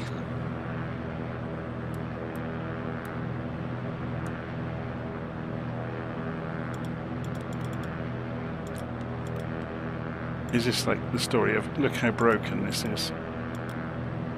The clear button doesn't work to close it.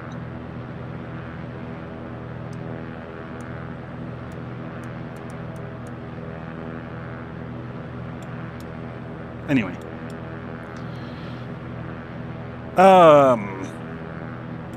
I was going to go and set the... I'm going to turn head tracking off so that doesn't keep playing around with us.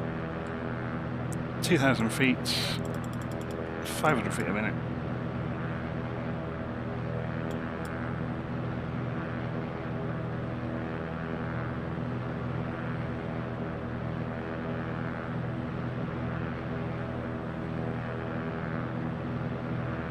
So you can easily find out how much landing costs are if you go and open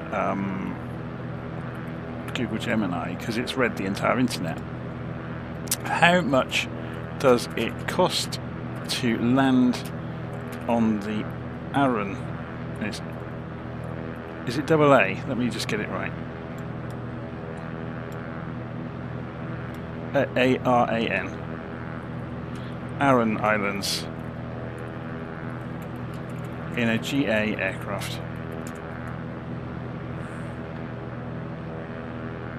Couldn't find specific fees, but it's going to give us links.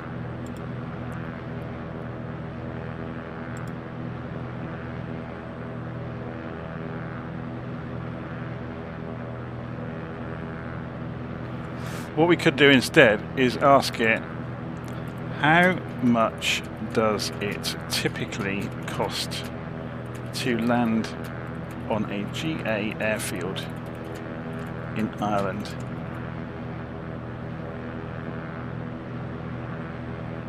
It should, here we go. Waterford Airport, non-based aircraft under 1500 kilograms, €15 per landing. Over 1500, 25 per 1000 kilograms, rounded up. Kerry Airports, 15 and 30, and over 4 tons is 8 per ton, with a minimum of 100, so it ramps up pretty quickly for bigger aeroplanes. So for most GA aeroplanes, you're looking at €15 per landing. Euro is kind of about equivalent to $1. Depends on the day you go and check the value of them all. Donegal Airport, so 15. Yeah. There you go. So it's not much.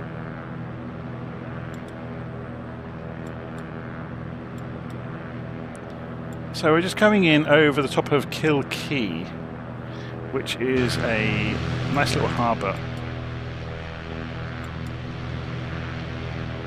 It's going to be over here, isn't it?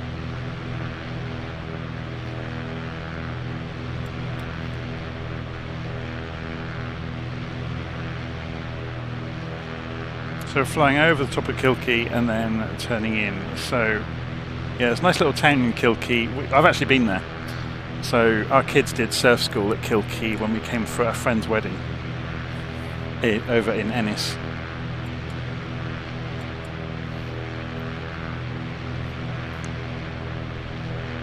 I just thought it'd be interesting to overfly it and have a look at it while we're en route, so while we're in the neighbourhood. And then we're going to head south and then go around the Dingle Peninsula before heading into Kerry to complete our flight.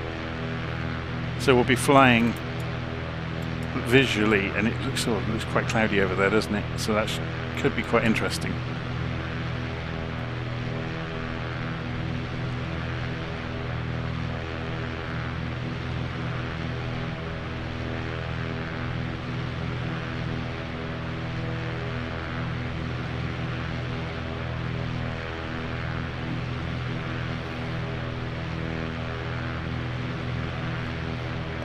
I seem to remember at Kilkee there was a row of cafes and stuff just away from the beach, facing away from the beach, because obviously you get wind coming in this way, so the street was sheltered by the buildings themselves.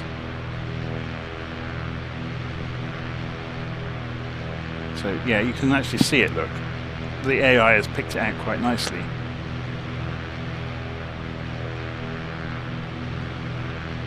So it's kind of, this is the high street then of Kilkee along here. It's a big circular beach, it's extremely safe, which is why obviously they do surf school here and canoeing and all kinds of things.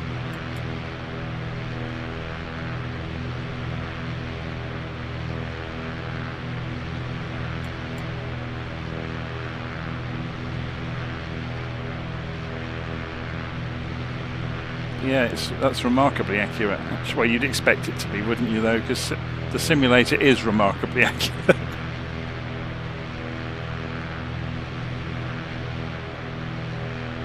I think we parked over here most days.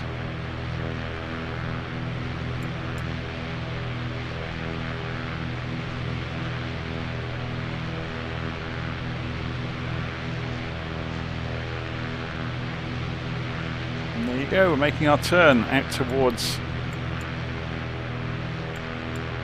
the hills of the Dingle Peninsula, which is over here, look, stretching out that way. So we're going to have a few minutes to spare before we get there.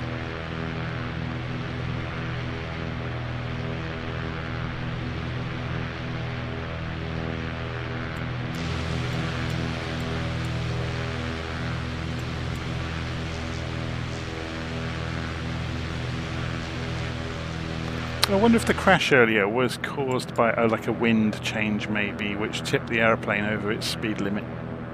Could have been. I've seen that happen before.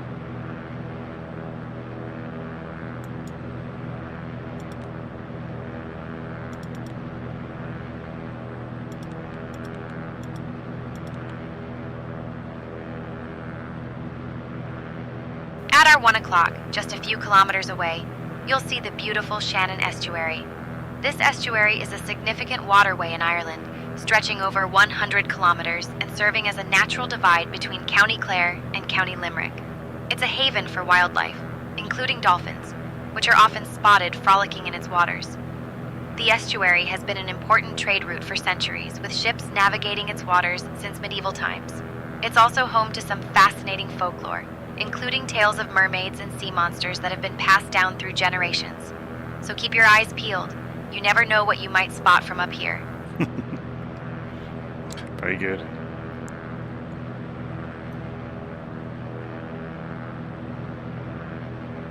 Channel Control, Echo India Alpha Mike Alpha, destination Inishman. Destination Inishman. Alpha Mike Delta, say again your destination. Destination Echo India India Mike.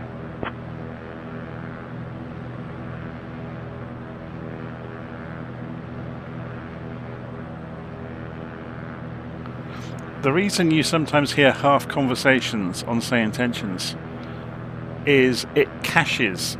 If you let it, it caches past conversations and it fills dead air with occasional bits of conversations that have happened recently in the area, which I think is a fantastic idea.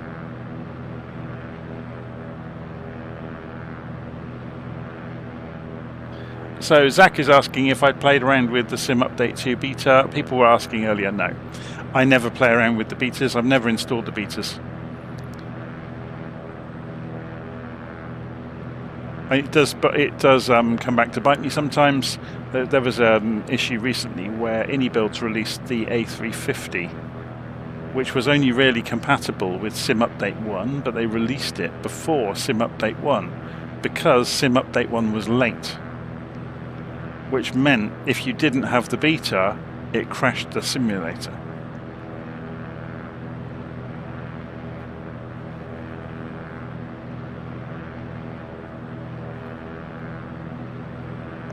Okay, so we should be good to leave this running on autopilot for a while, and it will fly itself around the edge of the Dingle Peninsula automatically for us, so we can just enjoy the scenery. So if I turn head tracking off now,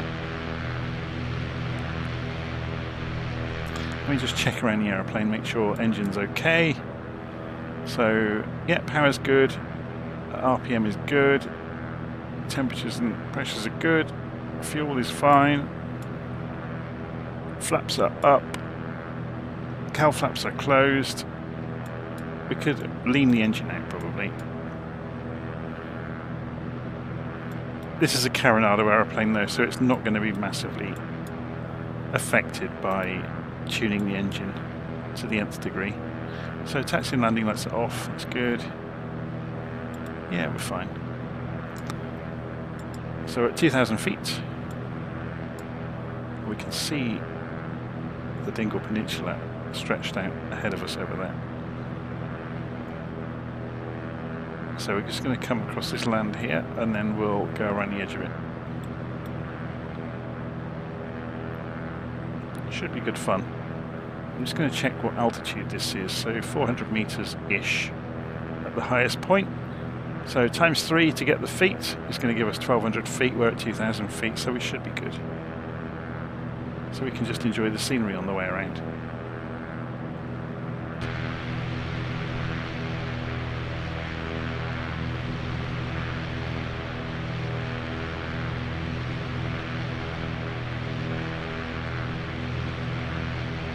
So Beyond ATC is catching up with Say Intentions, just reading the live stream there from Paradiski.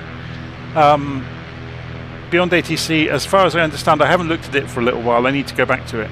It now has a large language model, so it can do the same tricks that Say Intentions can.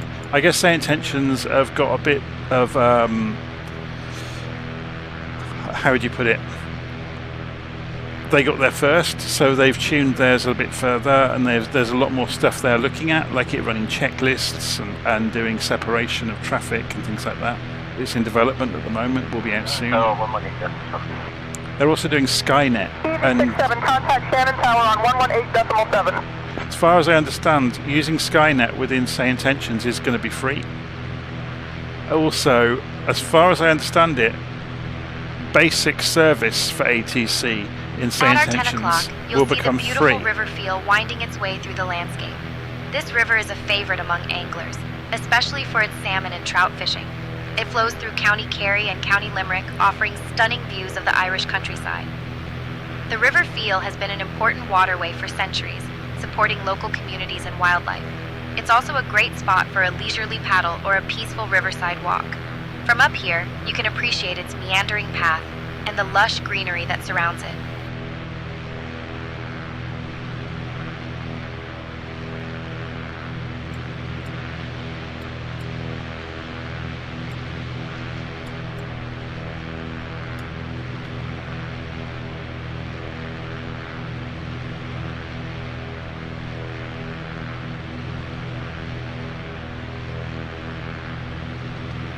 Let's go and have a look on Navigraph, see how we've been doing.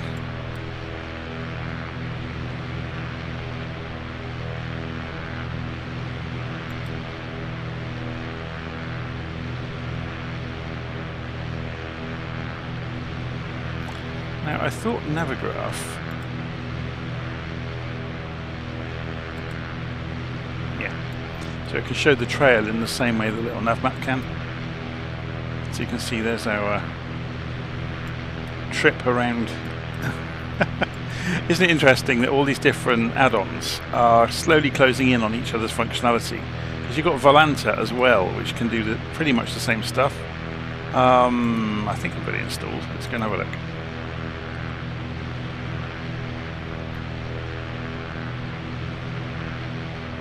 So we've got an active flight, and looks like I've got the weather switched on. Yeah, let's turn the weather off. And follow the flight, so there's us. So we can set a call sign, which is Golf Juliet Bravo Echo Kilo. And we can upload the aircraft image, so it will remember it. We can add the flight plan, so we can either go from Simbrief or we can enter a text route in our case, so we can go and put all of that in, save the route. And it's not great at it, but it's better than nothing. The huge advantage with Volanta is it runs in the background, it remembers your flights if you've not seen it before. But you can do things like we zoom in down here, we can see this in 3D, so it will update about every 7 or 8 seconds with our location. So if we come back to it in a bit, we'll see our track as we fly around the Dingle Peninsula.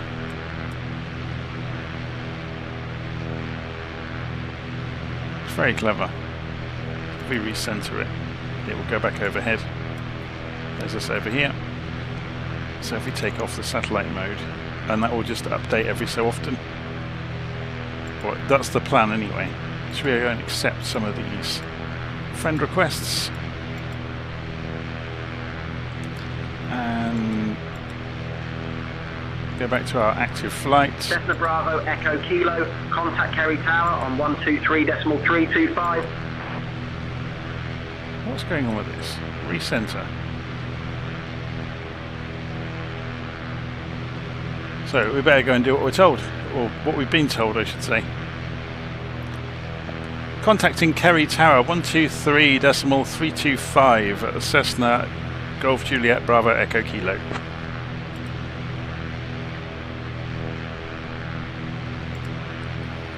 Kerry Tower Cessna Golf Juliet Bravo Echo Kilo with you, 2,000 feet. Just going to fly around the Dingle Peninsula before coming in for a full stop landing.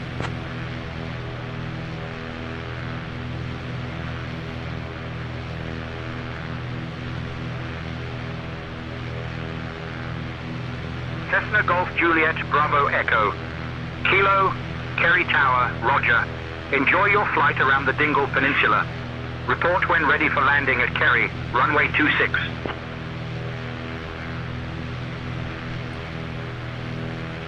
We'll report when approach for landing on runway 26. Good day. Bravo Echo Kilo. That was impressive, that it understood what I just told it. I'm always pushing these things. Bravo Echo Kilo, Roger. Report when ready for landing on runway 26. Yeah, Winds 210 it doesn't at quite 15. get that bit. But that was impressive that it understood me saying we're going to go and have a fly around the Dingle Peninsula. That was really, really impressive.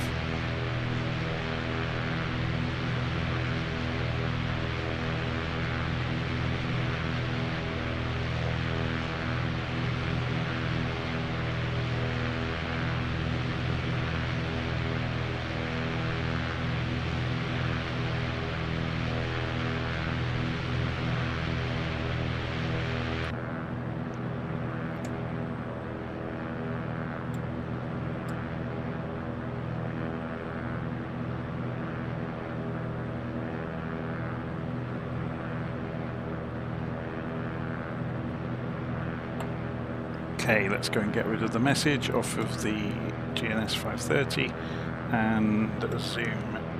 I always get this the wrong way around on the 530. Coming into the next waypoint, so 1 minute 20 until we come through it, and then we'll change course to head off around the peninsula.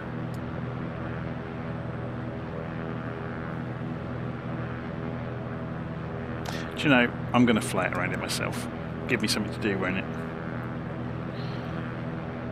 Let's just get the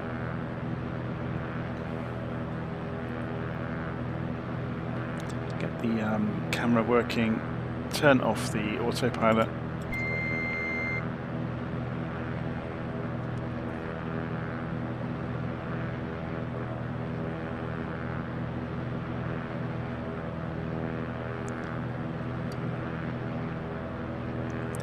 Hi Sarah, what can you tell us about this area of Ireland?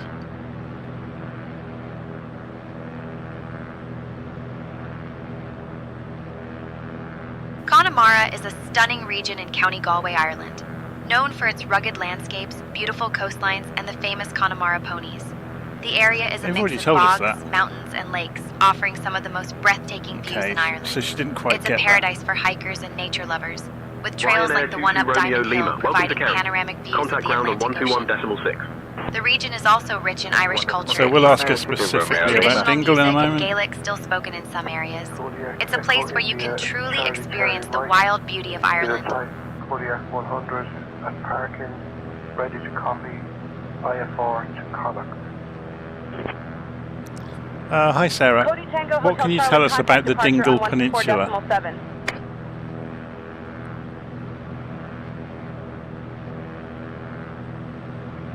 Ah, the Dingle Peninsula. It's a stunning stretch of land in County Kerry, known for its dramatic cliffs, sandy beaches, and charming villages.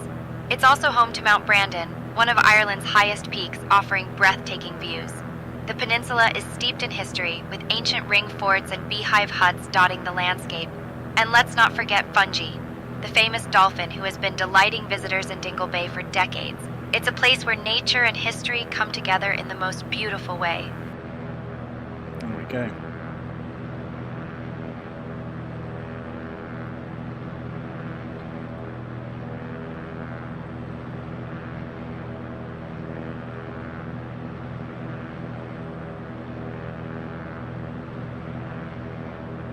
I'm just going to take my sweater off. I'm getting a bit warm doing this. Hang on a second.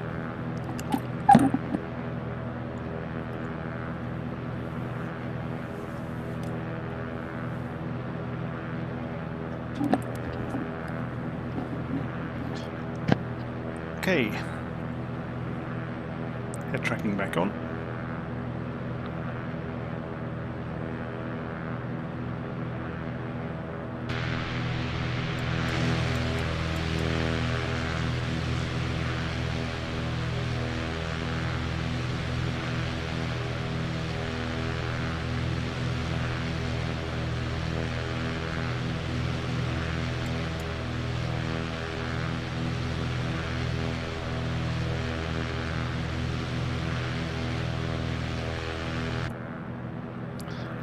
So if we were to turn the sun around to the evening, so it sets in the west obviously, let's go and spin the sun through the sky.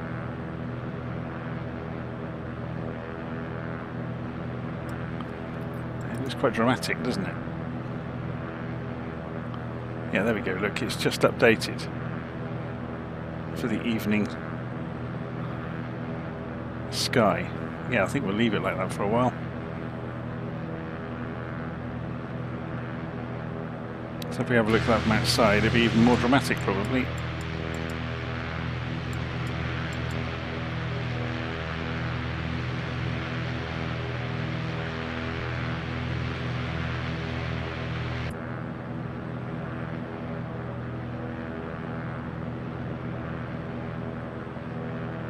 Shall we have a look at the map and acquaint ourselves with some of these villages and towns. So we're just coming past camp. We're heading out towards the Ballydavid North. It's over here. I was keeping on the aeroplane because we're on manual control. It's pretty well trimmed out, but it would just be my luck that I put it into the floor while I'm busy yapping and looking at things.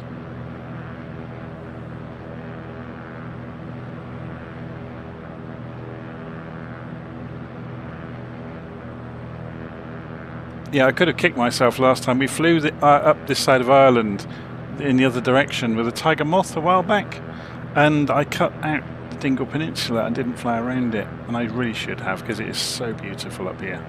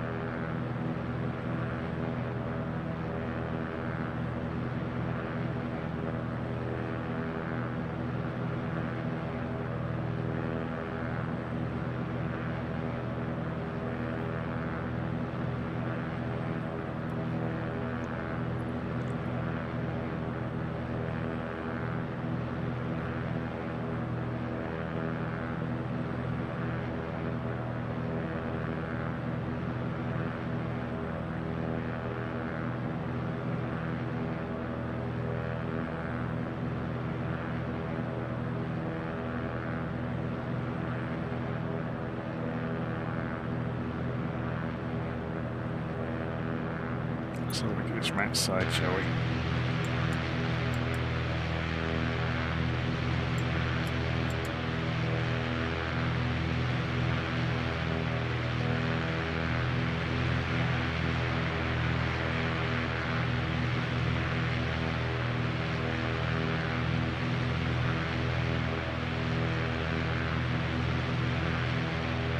Look at the state of this aeroplane. It needs a proper clean, doesn't it?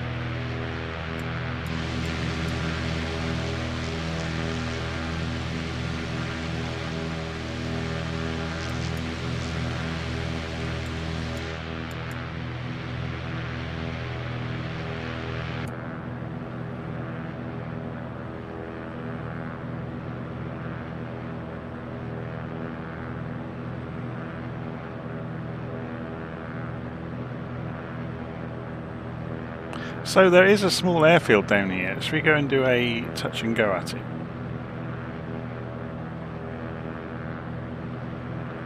So what's the name of the airfield? Fermoil Beach. I presume, yeah, it has no comm frequency. We'll ask Kerry about doing a touch and go. We'll have a look though. It's grass then, but it's very, very short.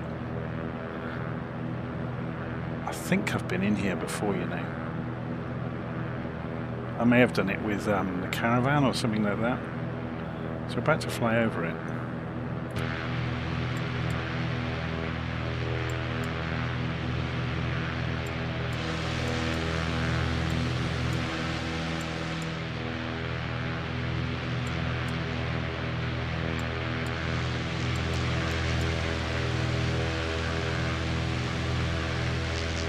Right underneath us now. Oh, okay, it's that.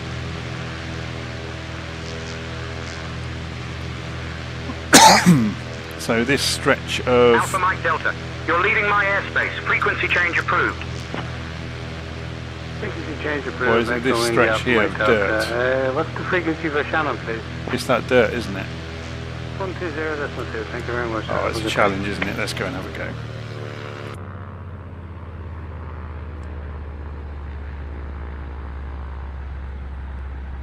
What was it called again? Fermoil Beach. Kerry, Golf Juliet Bravo Echo Kilo, requesting permission for touch and go at Fermoil Beach.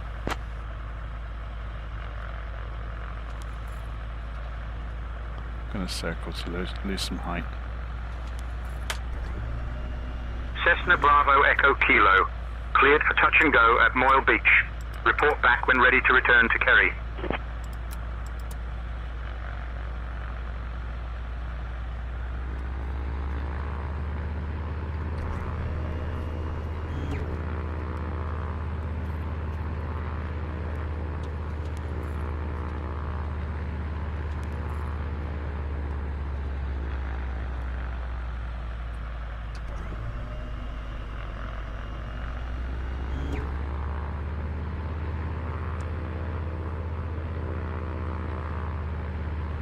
Where's the wind?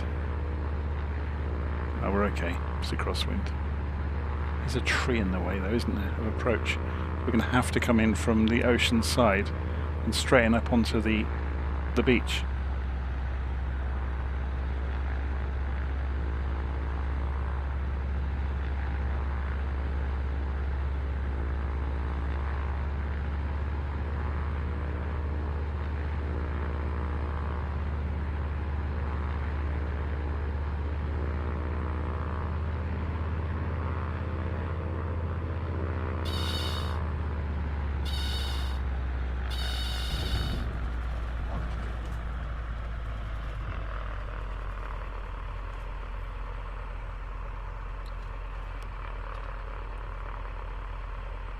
So I guess taking off, you would only dare take off the direction we've just landed, wouldn't you?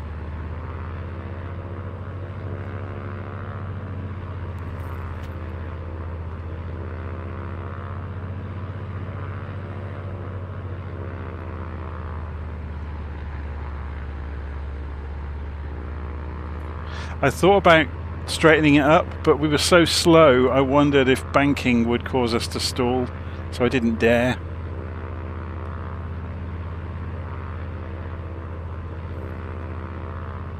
This is where this new simulator is just ridiculous, isn't it? The ground textures are just stunning.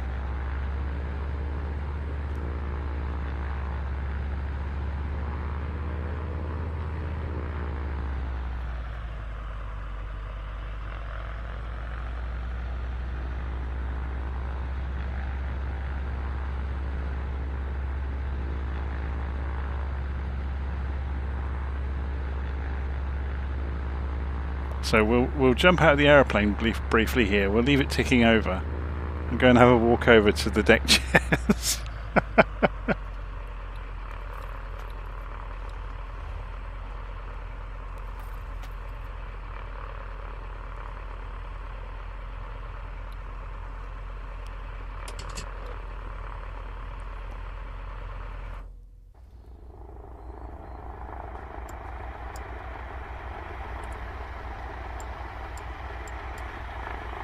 That was funny.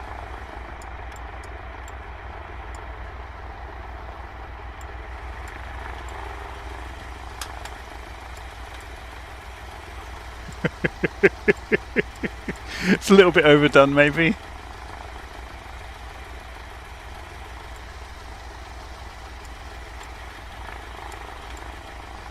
That's mad, isn't it? Even the sand patterns look from the tide, from the rippling of the tide, and footprints in the water. Very, very clever.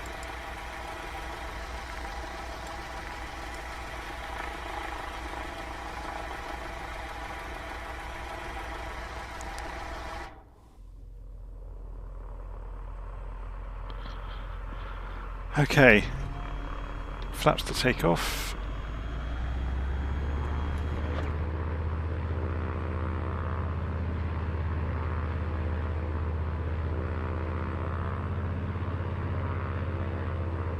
Going to get the smoothest piece of land here we can, which I think is this dirt strip.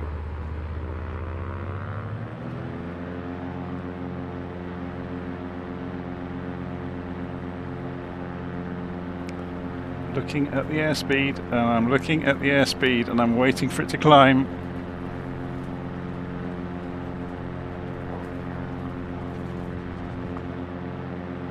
Just.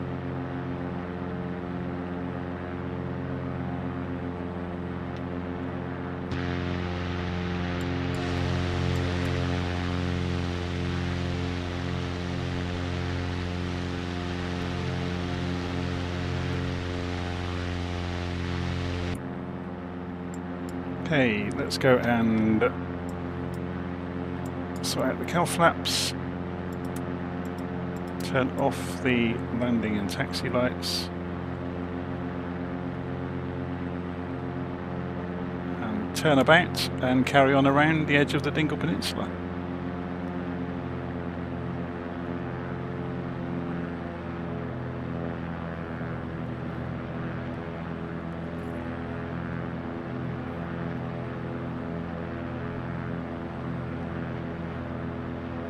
And it's playing silly games with the camera angles again.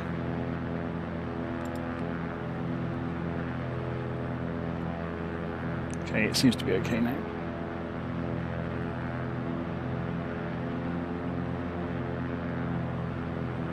How are we doing on fuel? About half a tank. We got loads.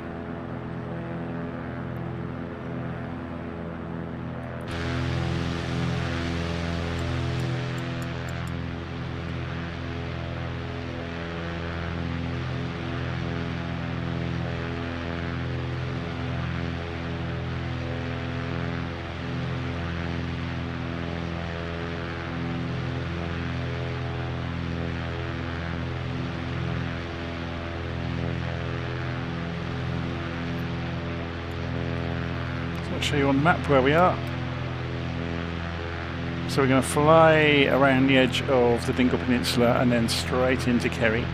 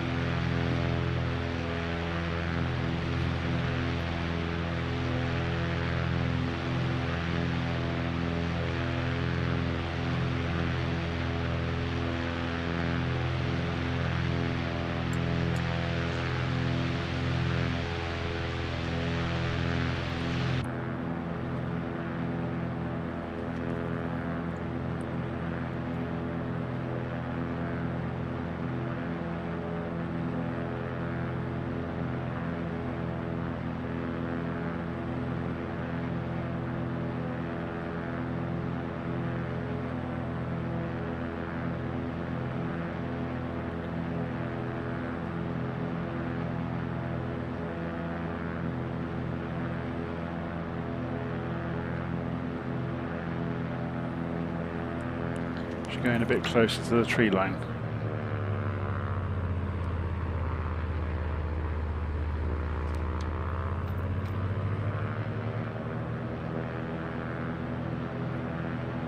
Need to be careful about which direction the wind is. It's trying to pull us into the hillside. I think the wind is coming from the west and it's pulling us. Whoa, that's pretty vicious in there, isn't it? That cliff. Let me just confirm that. Wind, yeah, so the wind is coming from the south. So it's coming over the top of these hills, hugging the hill and forcing us downwards. So when we get close to the hillside, we actually get pushed down. You can see it happening now, look. I'm going to have to get out of here. That is super dangerous. You can't see it, but it's deadly. So I'm going to get away from the hillside. But we are losing altitude, hand over fist. So that wind, whoa, that wind coming down the hillside is forcing us towards the water. That was fun.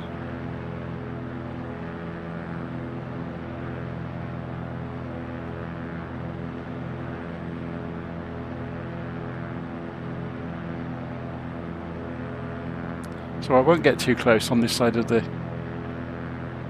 peninsula.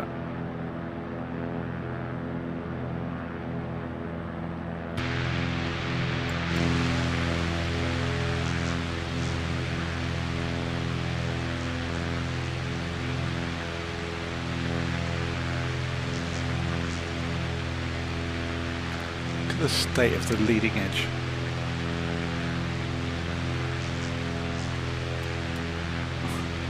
All the rubbish around the spinner. Oh my word.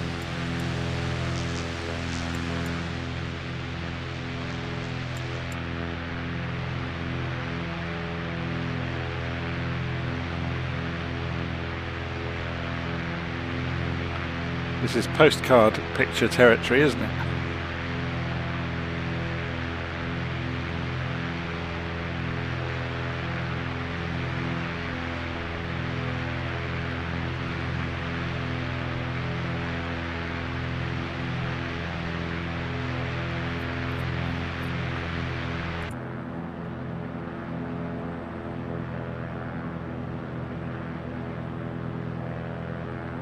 Going to slow us down a bit.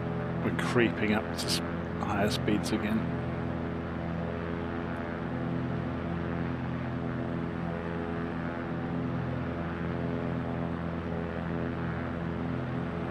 Just have a quick look at the map. So we are going to carry on all the way around the outside. So we're going to carry on past this bit. So the island off the end there, I'm just going to move my coffee mug before I knock it flying, is, yeah, Blasket Island. And there's a lighthouse. I think the lighthouse might be modelled because there's a helipad out there.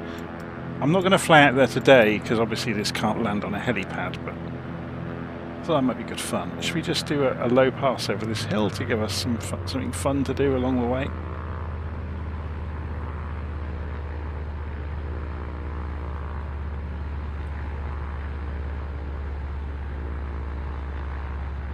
Again, you have to be mindful of that wind.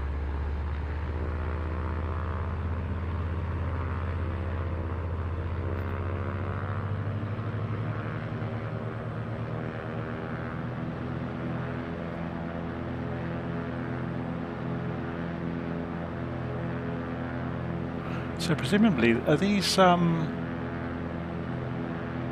aerials, like radio masts, maybe for shipping, I guess?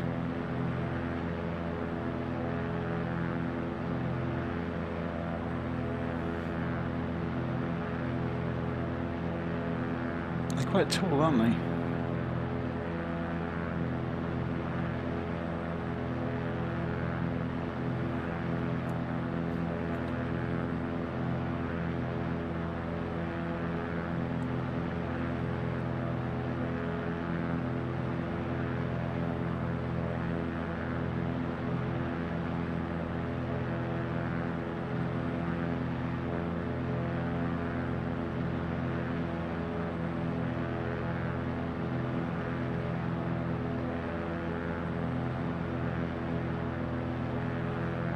So, should we ask Sarah about Great Blasket Island? Hi Sarah, what can you tell us about Blasket Island?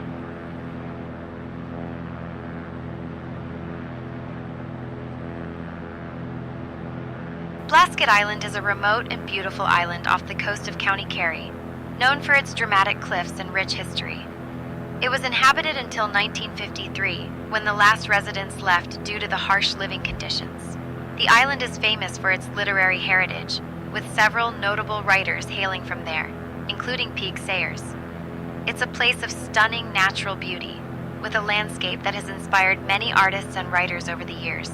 The island is also home to a variety of wildlife, including seals and seabirds, making it a fascinating spot for nature lovers.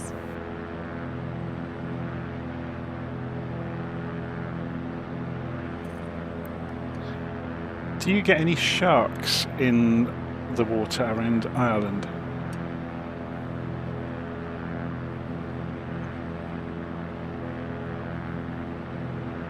Yes, there are sharks in the waters around Ireland. The most common is the basking shark, which is the second largest fish in the world. They're pretty harmless to humans, though, as they mainly feed on plankton. Occasionally, you might also spot a poor beagle shark, which is related to the great white. But don't worry, they're not as menacing as their cousin. So while you might not want to go for a swim with them, they're fascinating creatures to observe from a safe distance.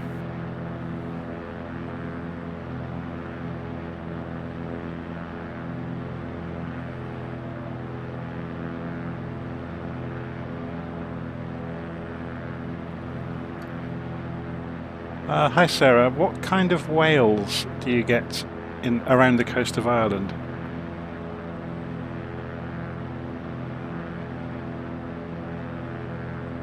Ireland's coast is home to several types of whales, including minke whales, humpback whales, and occasionally fin whales. The minke whale is the most commonly spotted, known for its curious nature and often approaching boats.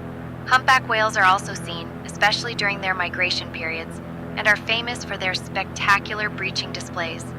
Fin whales, although less common, are the second largest whale species and can sometimes be seen gliding through the waters, so keep your eyes peeled for these magnificent creatures.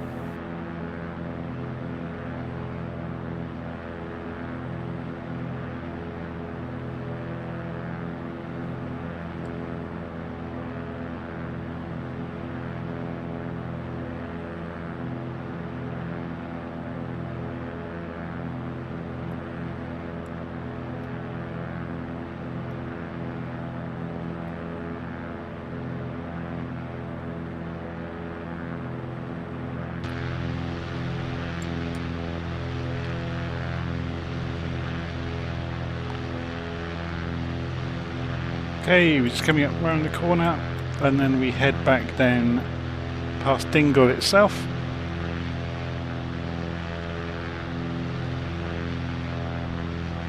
And back towards Kerry.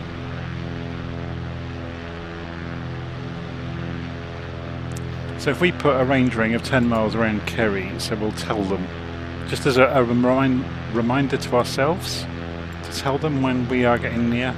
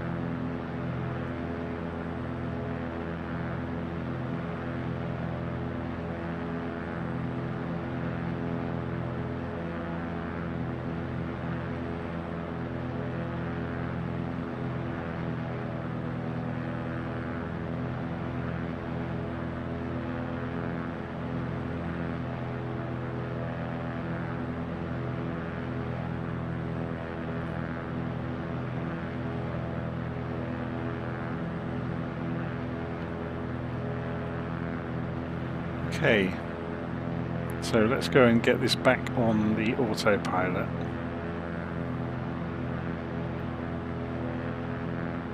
If we go and ask it to get to 2,000 feet for us,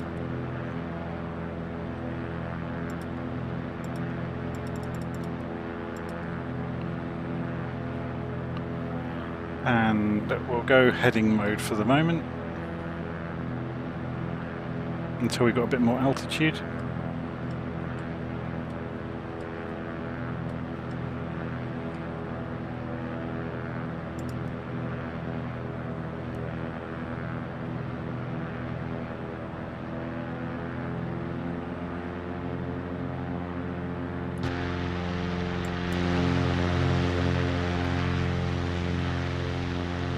So Fiverr is asking what PC config I've got. If you expand the notes on the video, down at the bottom of the notes, it gives you an exact spec of the machine.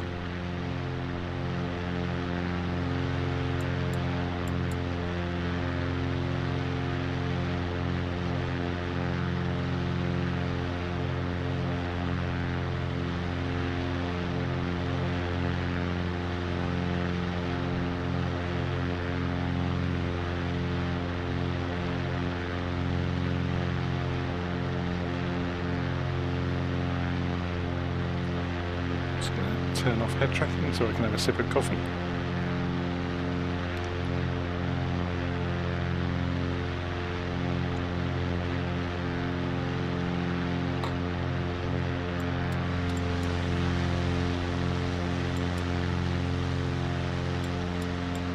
Should we wind the time back? So if we reverse time again, we'll get the golden hour as we come into Kerry, which will be quite lovely, wouldn't it? We need early morning, don't we, to get the sun in the east.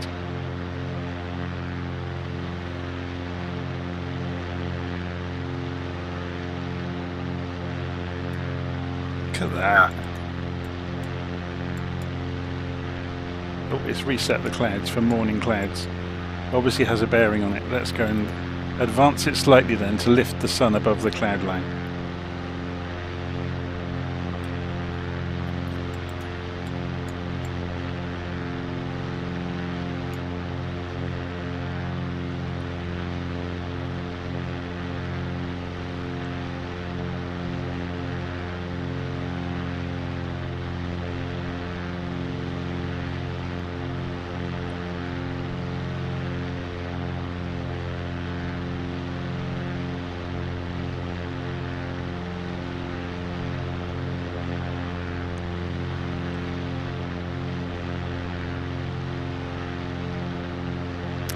So Fiverr says maxed out. 4090 isn't the max anymore, the 5090 is out. But it's debatable if it's much of an improvement. Certainly not for the cost. It's going to give you maybe 10 or 15% improvement over a 4090, but at an enormous cost and an enormous power bill as well. So I think it might be worth skipping a generation with the graphics cards if you're already on a 40 series. And to leave, I mean, the 5090s will come down in price eventually.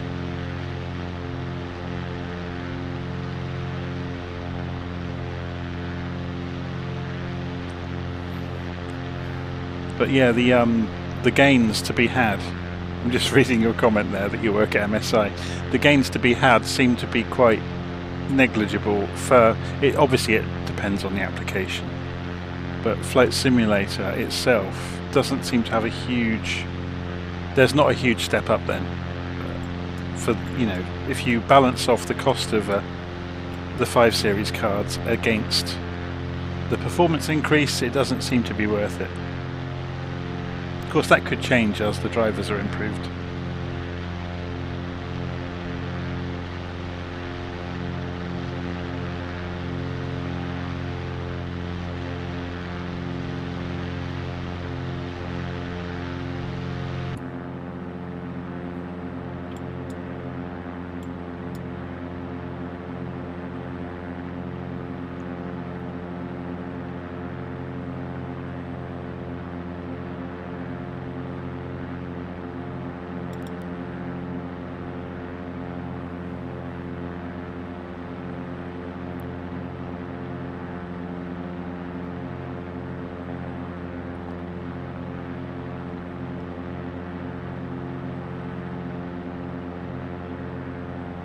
So DLSS, I'm trying to remember what it stands for. It's something super sampling, isn't it? But is that where it does the tweening between the frames? in the graphics card, so the sim doesn't actually have to do as many frames per second. Or the illusion is that it's doing more frames per second, but it's not really.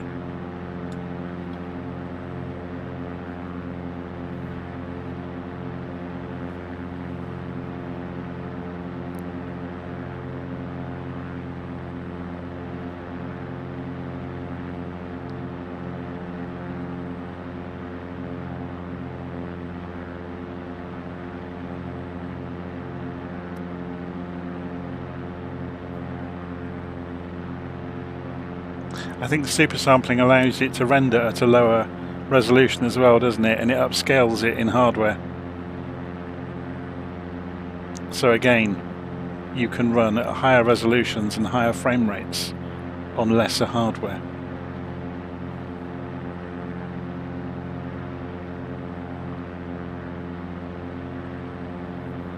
I don't think I've got any of that switched on, by the way. I think I'm just using the 4090 with all of the grunt that it has. So if I just give you a quick look at that, if we go to Task Manager and open up the graphs, the GPU is running at about 50% or just above. RAM is running at half, CPU is running at 40%. So yeah, it's not being pushed really at all. But then I've capped it at 1080p. And I've capped it at 30 frames a second. Otherwise it just turns the computer into an enormous heating unit.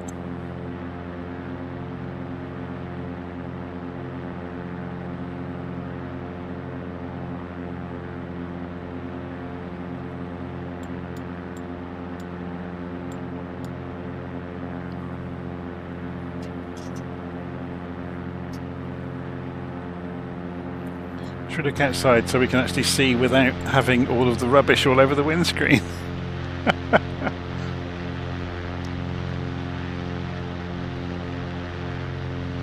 So, flying down towards Kerry, we're getting near to that 10-mile mark. So we'll give Kerry a call on the radio in a moment. It's going to be runway 26, isn't it? Let's just check the weather. 180, no, it's 180 degrees, 1 knot, so it probably will still be runway 26, so we can tune in the radio if we want. Do an approach on the ILS, 108.70. So let's go in here. Obviously we're on GPS mode at the moment, but we can drop that, we don't really need it. We're in heading mode, so it will make no difference, so we'll go VLOC, and we want 108.70, so we switch over to the nav radios.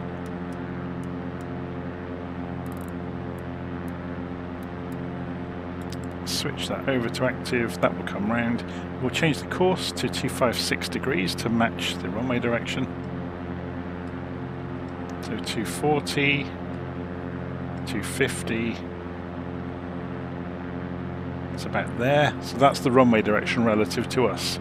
So if you've never looked at this before, there's a little aeroplane in the middle of the HSI. Also, we'll do our new trick, Control-Alt-Z. Yeah, you can see this had drifted quite a lot.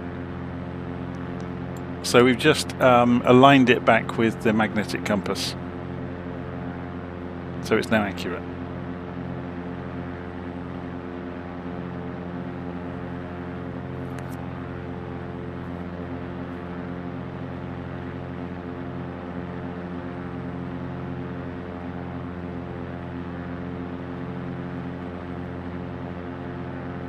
So yeah, so the marketing spiel, I know you can't say anything poor because you work for the company, but yeah, DLSS, they have the marketing speak for it. It's tweening the frames,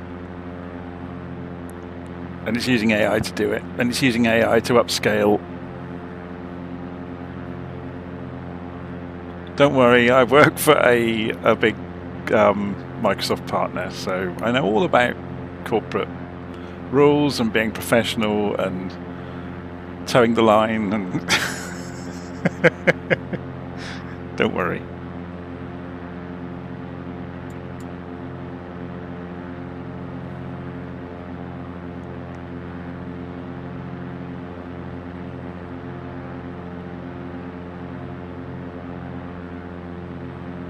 But no, the use of AI to do upscaling is quite clever, where it learns the forms of things so it can make informed choices about making text clear or making... It's still not great at it, but it does a much better job than if it was just doing smoothing, for example.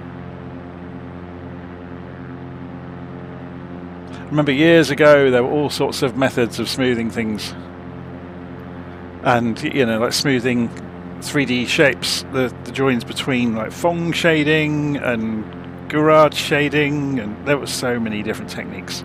Obviously these days it's all given over to the graphics hardware to do it for you.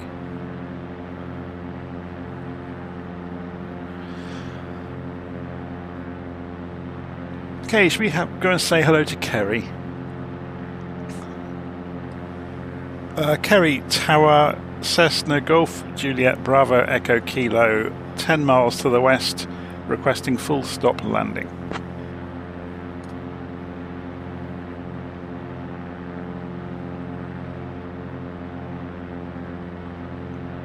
Cessna Bravo Echo Kilo, winds 220 at 14, runway 26 cleared to land.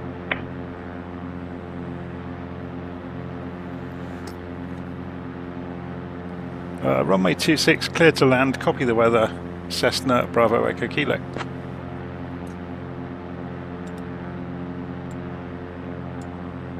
So he didn't tell us about which direction to come in, so we'll make our way around to the left and come in on the ILS.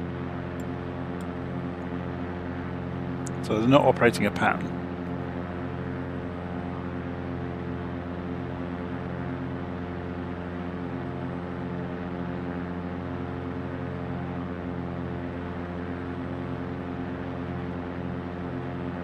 Should we ask them actually whether they would prefer left or right pattern into approach?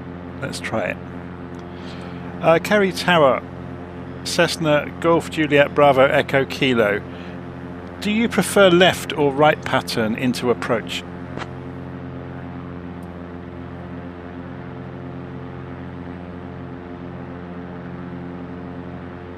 Cessna Bravo Echo Kilo. Use left-hand pattern for approach to runway 26. Copy that. Left-hand pattern for approach to runway 26, Bravo Echo Kilo. It's good, isn't it? This AI-driven ATC. It's very clever. I'm always super impressed with it, but then I'm easily impressed with technology.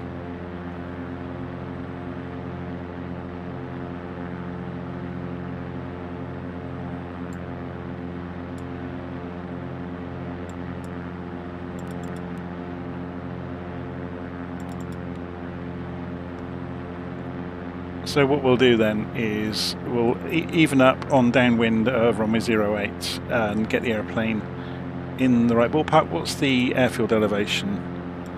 95 feet. So we want to come down to 1,000 feet then, basically, or 1,100 feet. So we'll do that now. The ground's fairly flat around here.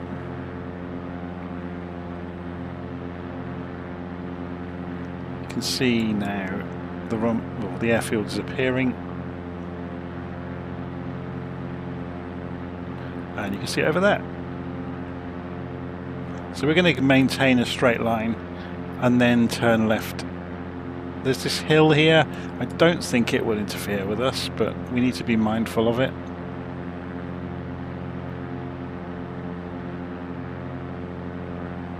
We've got the ILS tuned in.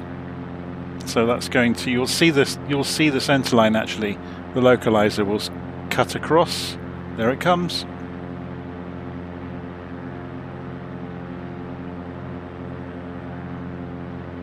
So we are now on the center line now. Very good.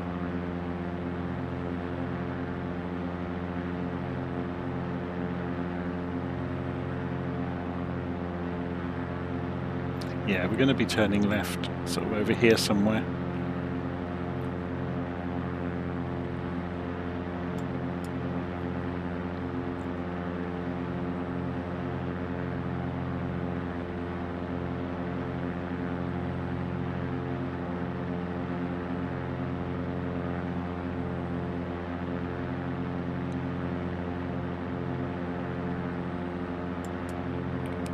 So we'll give them a call a call for downwind in a moment. So let's go and start getting the airplane ready for landing. Open the cowl flaps up, get taxi and the landing lights on.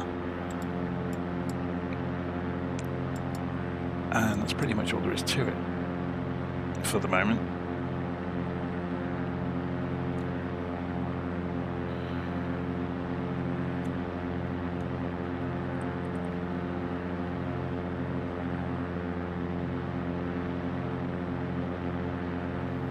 So we're going to turn to the reciprocal.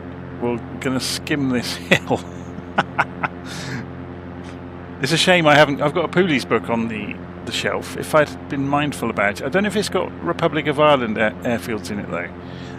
If I'd been mindful, I'd gone and had a look because it would have had the proper pattern in it. Navigraph might have the pattern.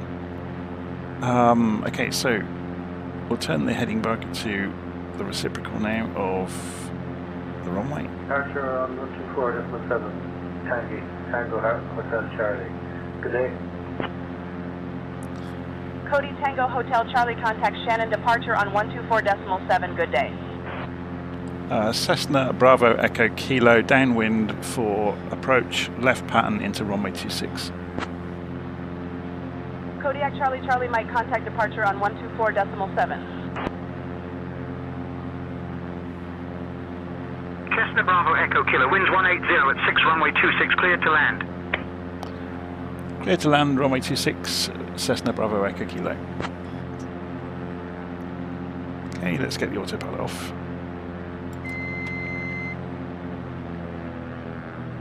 Get the speed down a bit.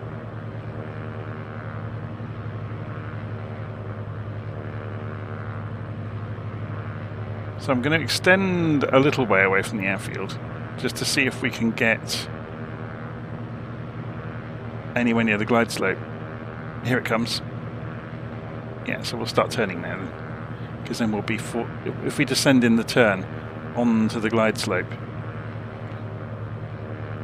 There we go, we're now below the glide slope. So if we wanted to, we could engage approach mode as long as we're below the glide slope when we do so. But we're not going to, we're going to hand fly it, because where's the fun in letting the computer do everything for us?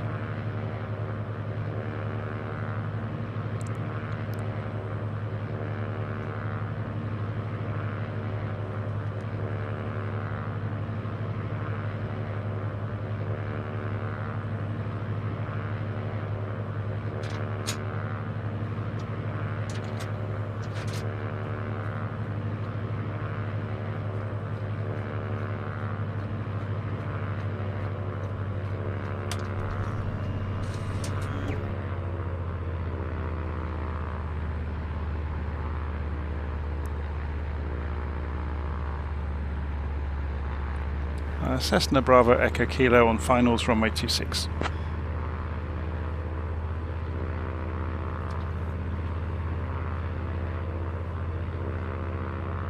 Cessna Bravo Echo Kilo, winds 120 at 3, runway 26, cleared to land.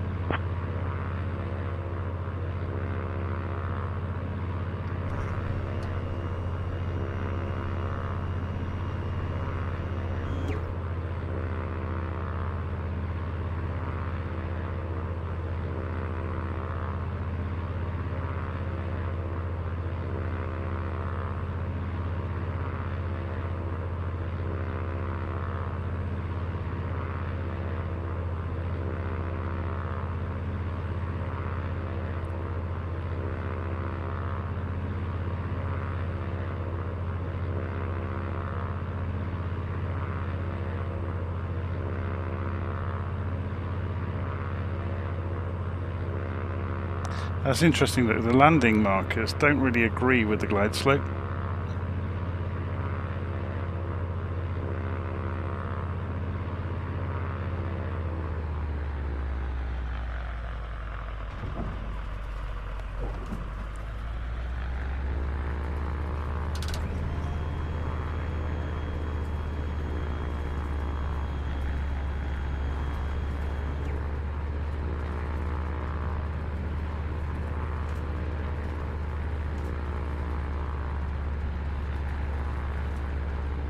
So we just taxi in, and we're going to have a look around Kerry as well. 26901, contact departure on 124.7.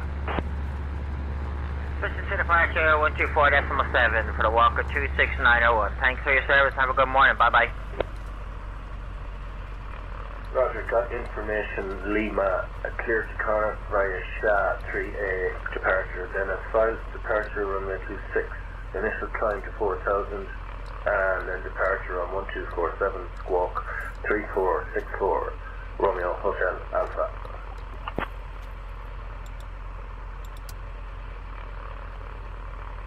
Cessna Bravo Echo Kilo, welcome to Kerry. Contact ground on 121.6.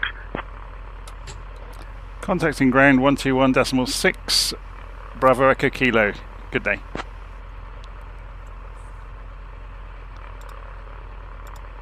Kerry ground, Cessna Golf Juliet Bravo Echo Kilo, departing runway, requesting taxi to parking.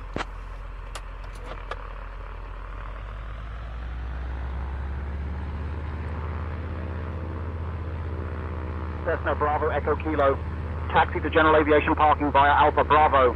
Have a great day. Taxi to General Aviation Parking via Alpha Bravo, Bravo Echo Kilo.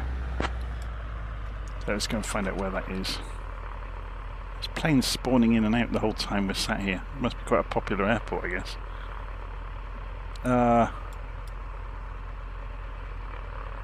It's not really marked in very well. It's over here though, isn't it? So it's just in front of the terminal, really.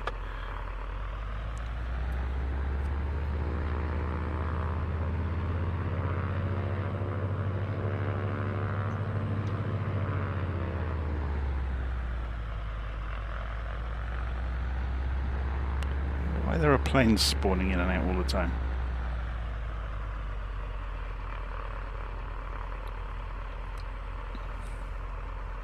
Well, I'm going to park right in front of the terminal regardless. And then we'll go and have a nosy around. Okay, taxi light off, beacon light off. And we ought to really, on the more accurately simulated aeroplanes, you can go and turn off the various power is the volume, or it should be, look, and it doesn't do it. Anyway, you can obviously do that just by cutting the avionics power. Pitot heat off,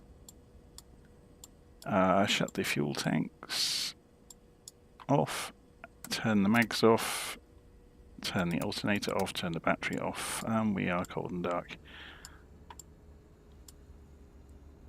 Obviously we can go Shift X at this point and go and grab the drone camera. Oh sorry, I unplugged it, didn't I? That was rather clever of me. Let me go and plug it back in, because I thought it was playing up earlier. There we go.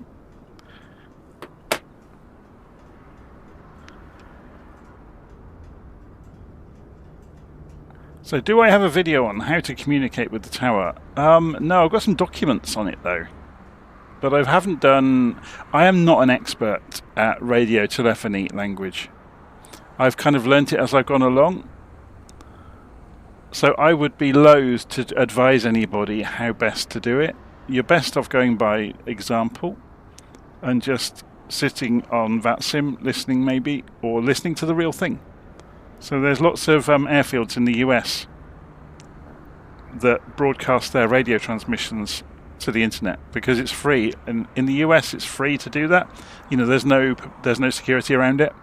In the UK it's actually protected, so you can't listen to ATC, which is a real shame. There's Kerry Airport from Innybuild, or available from Innybuild. I don't believe they made it. It's very reasonably priced though. There's a link to it in the notes. I've also put a link to the Connaught or Knock airfield. So let's come back out to the parking lot.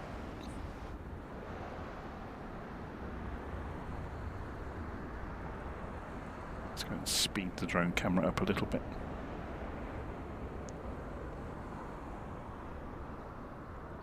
So you can see it's a really nicely made airfield. Nice and simple, easy on the frame rate.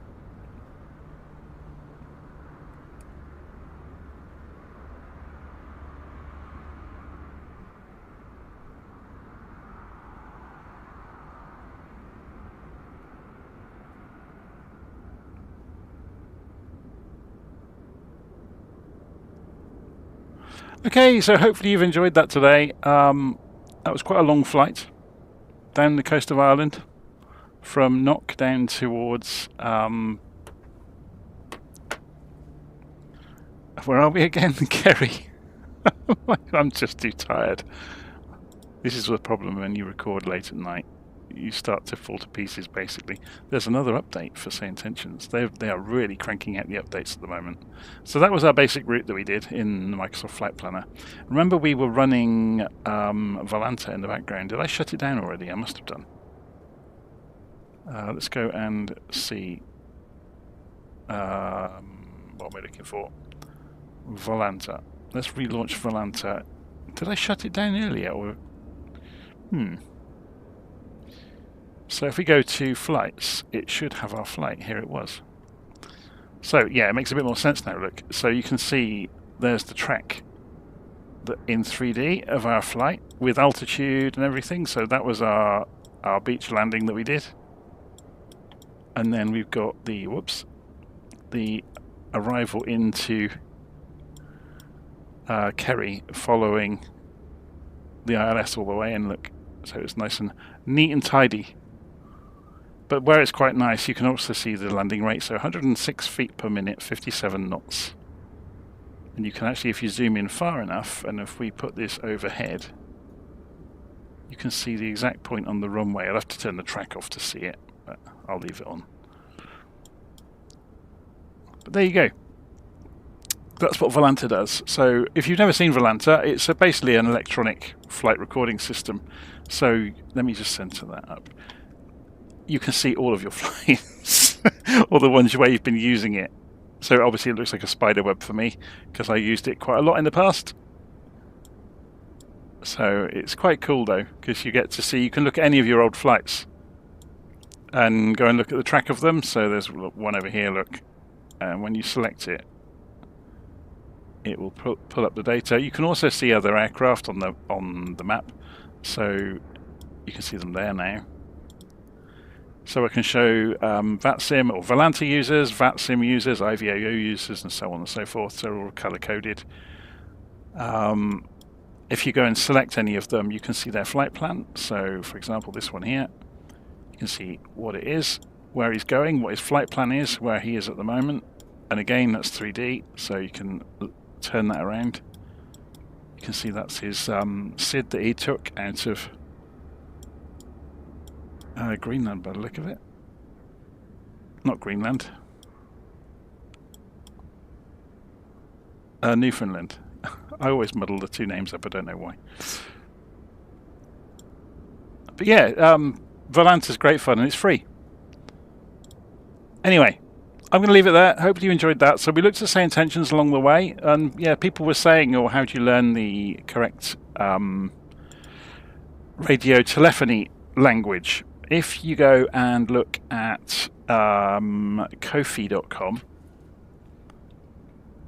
and that's the wrong place, I need to go to John Beckett. If I just go to my blog, they're in here. If I go to Procedures and Guides, you will see in here that there is a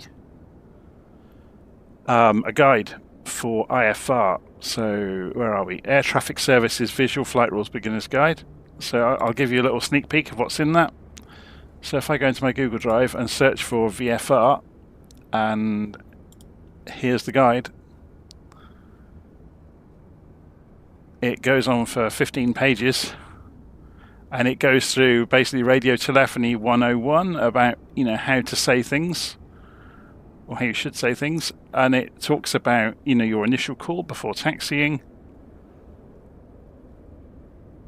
And it just goes through with example sentences that you can work through. So initiating communication with air traffic services for VFR. Worked examples. So engine start and taxi. clearance for takeoff and departure with VFR flight following, clearance for closed pattern work, VFR with flight following, so it goes into a bit more detail now about all the different conversations you might have. So it goes on and on and on, you know, with example after example.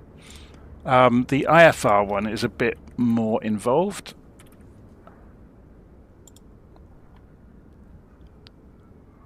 And it goes on for, crikey, 23 pages. So, but obviously there's more things that you might want to do with IFR, so it gives you example conversations in every situation of the different conversations you might have, explaining everything along the way. So it gives you, you know, good sort of a framework to get used to. Okay, so those are available from Ko-fi. So if you go and click on one of these, for example, it will show you the thing to go buy it, and it's that's a different thing. That's a log sheet. So there's the VFR guide, and yeah, everything's £3 on Ko-fi that I've written up. So it's yeah, a good primer to get started. If you're interested in log sheets, they do what they say on the tin. So it's log sheets, you know, to make your own logbook, and they are purposely set out to be hole punched, so you can put them in a folder, and you could write up your flights as you're doing your flights. So all of your information you could pre-fill for departure and arrival, so you've got all of your radio frequencies to hand. Same thing for IFR.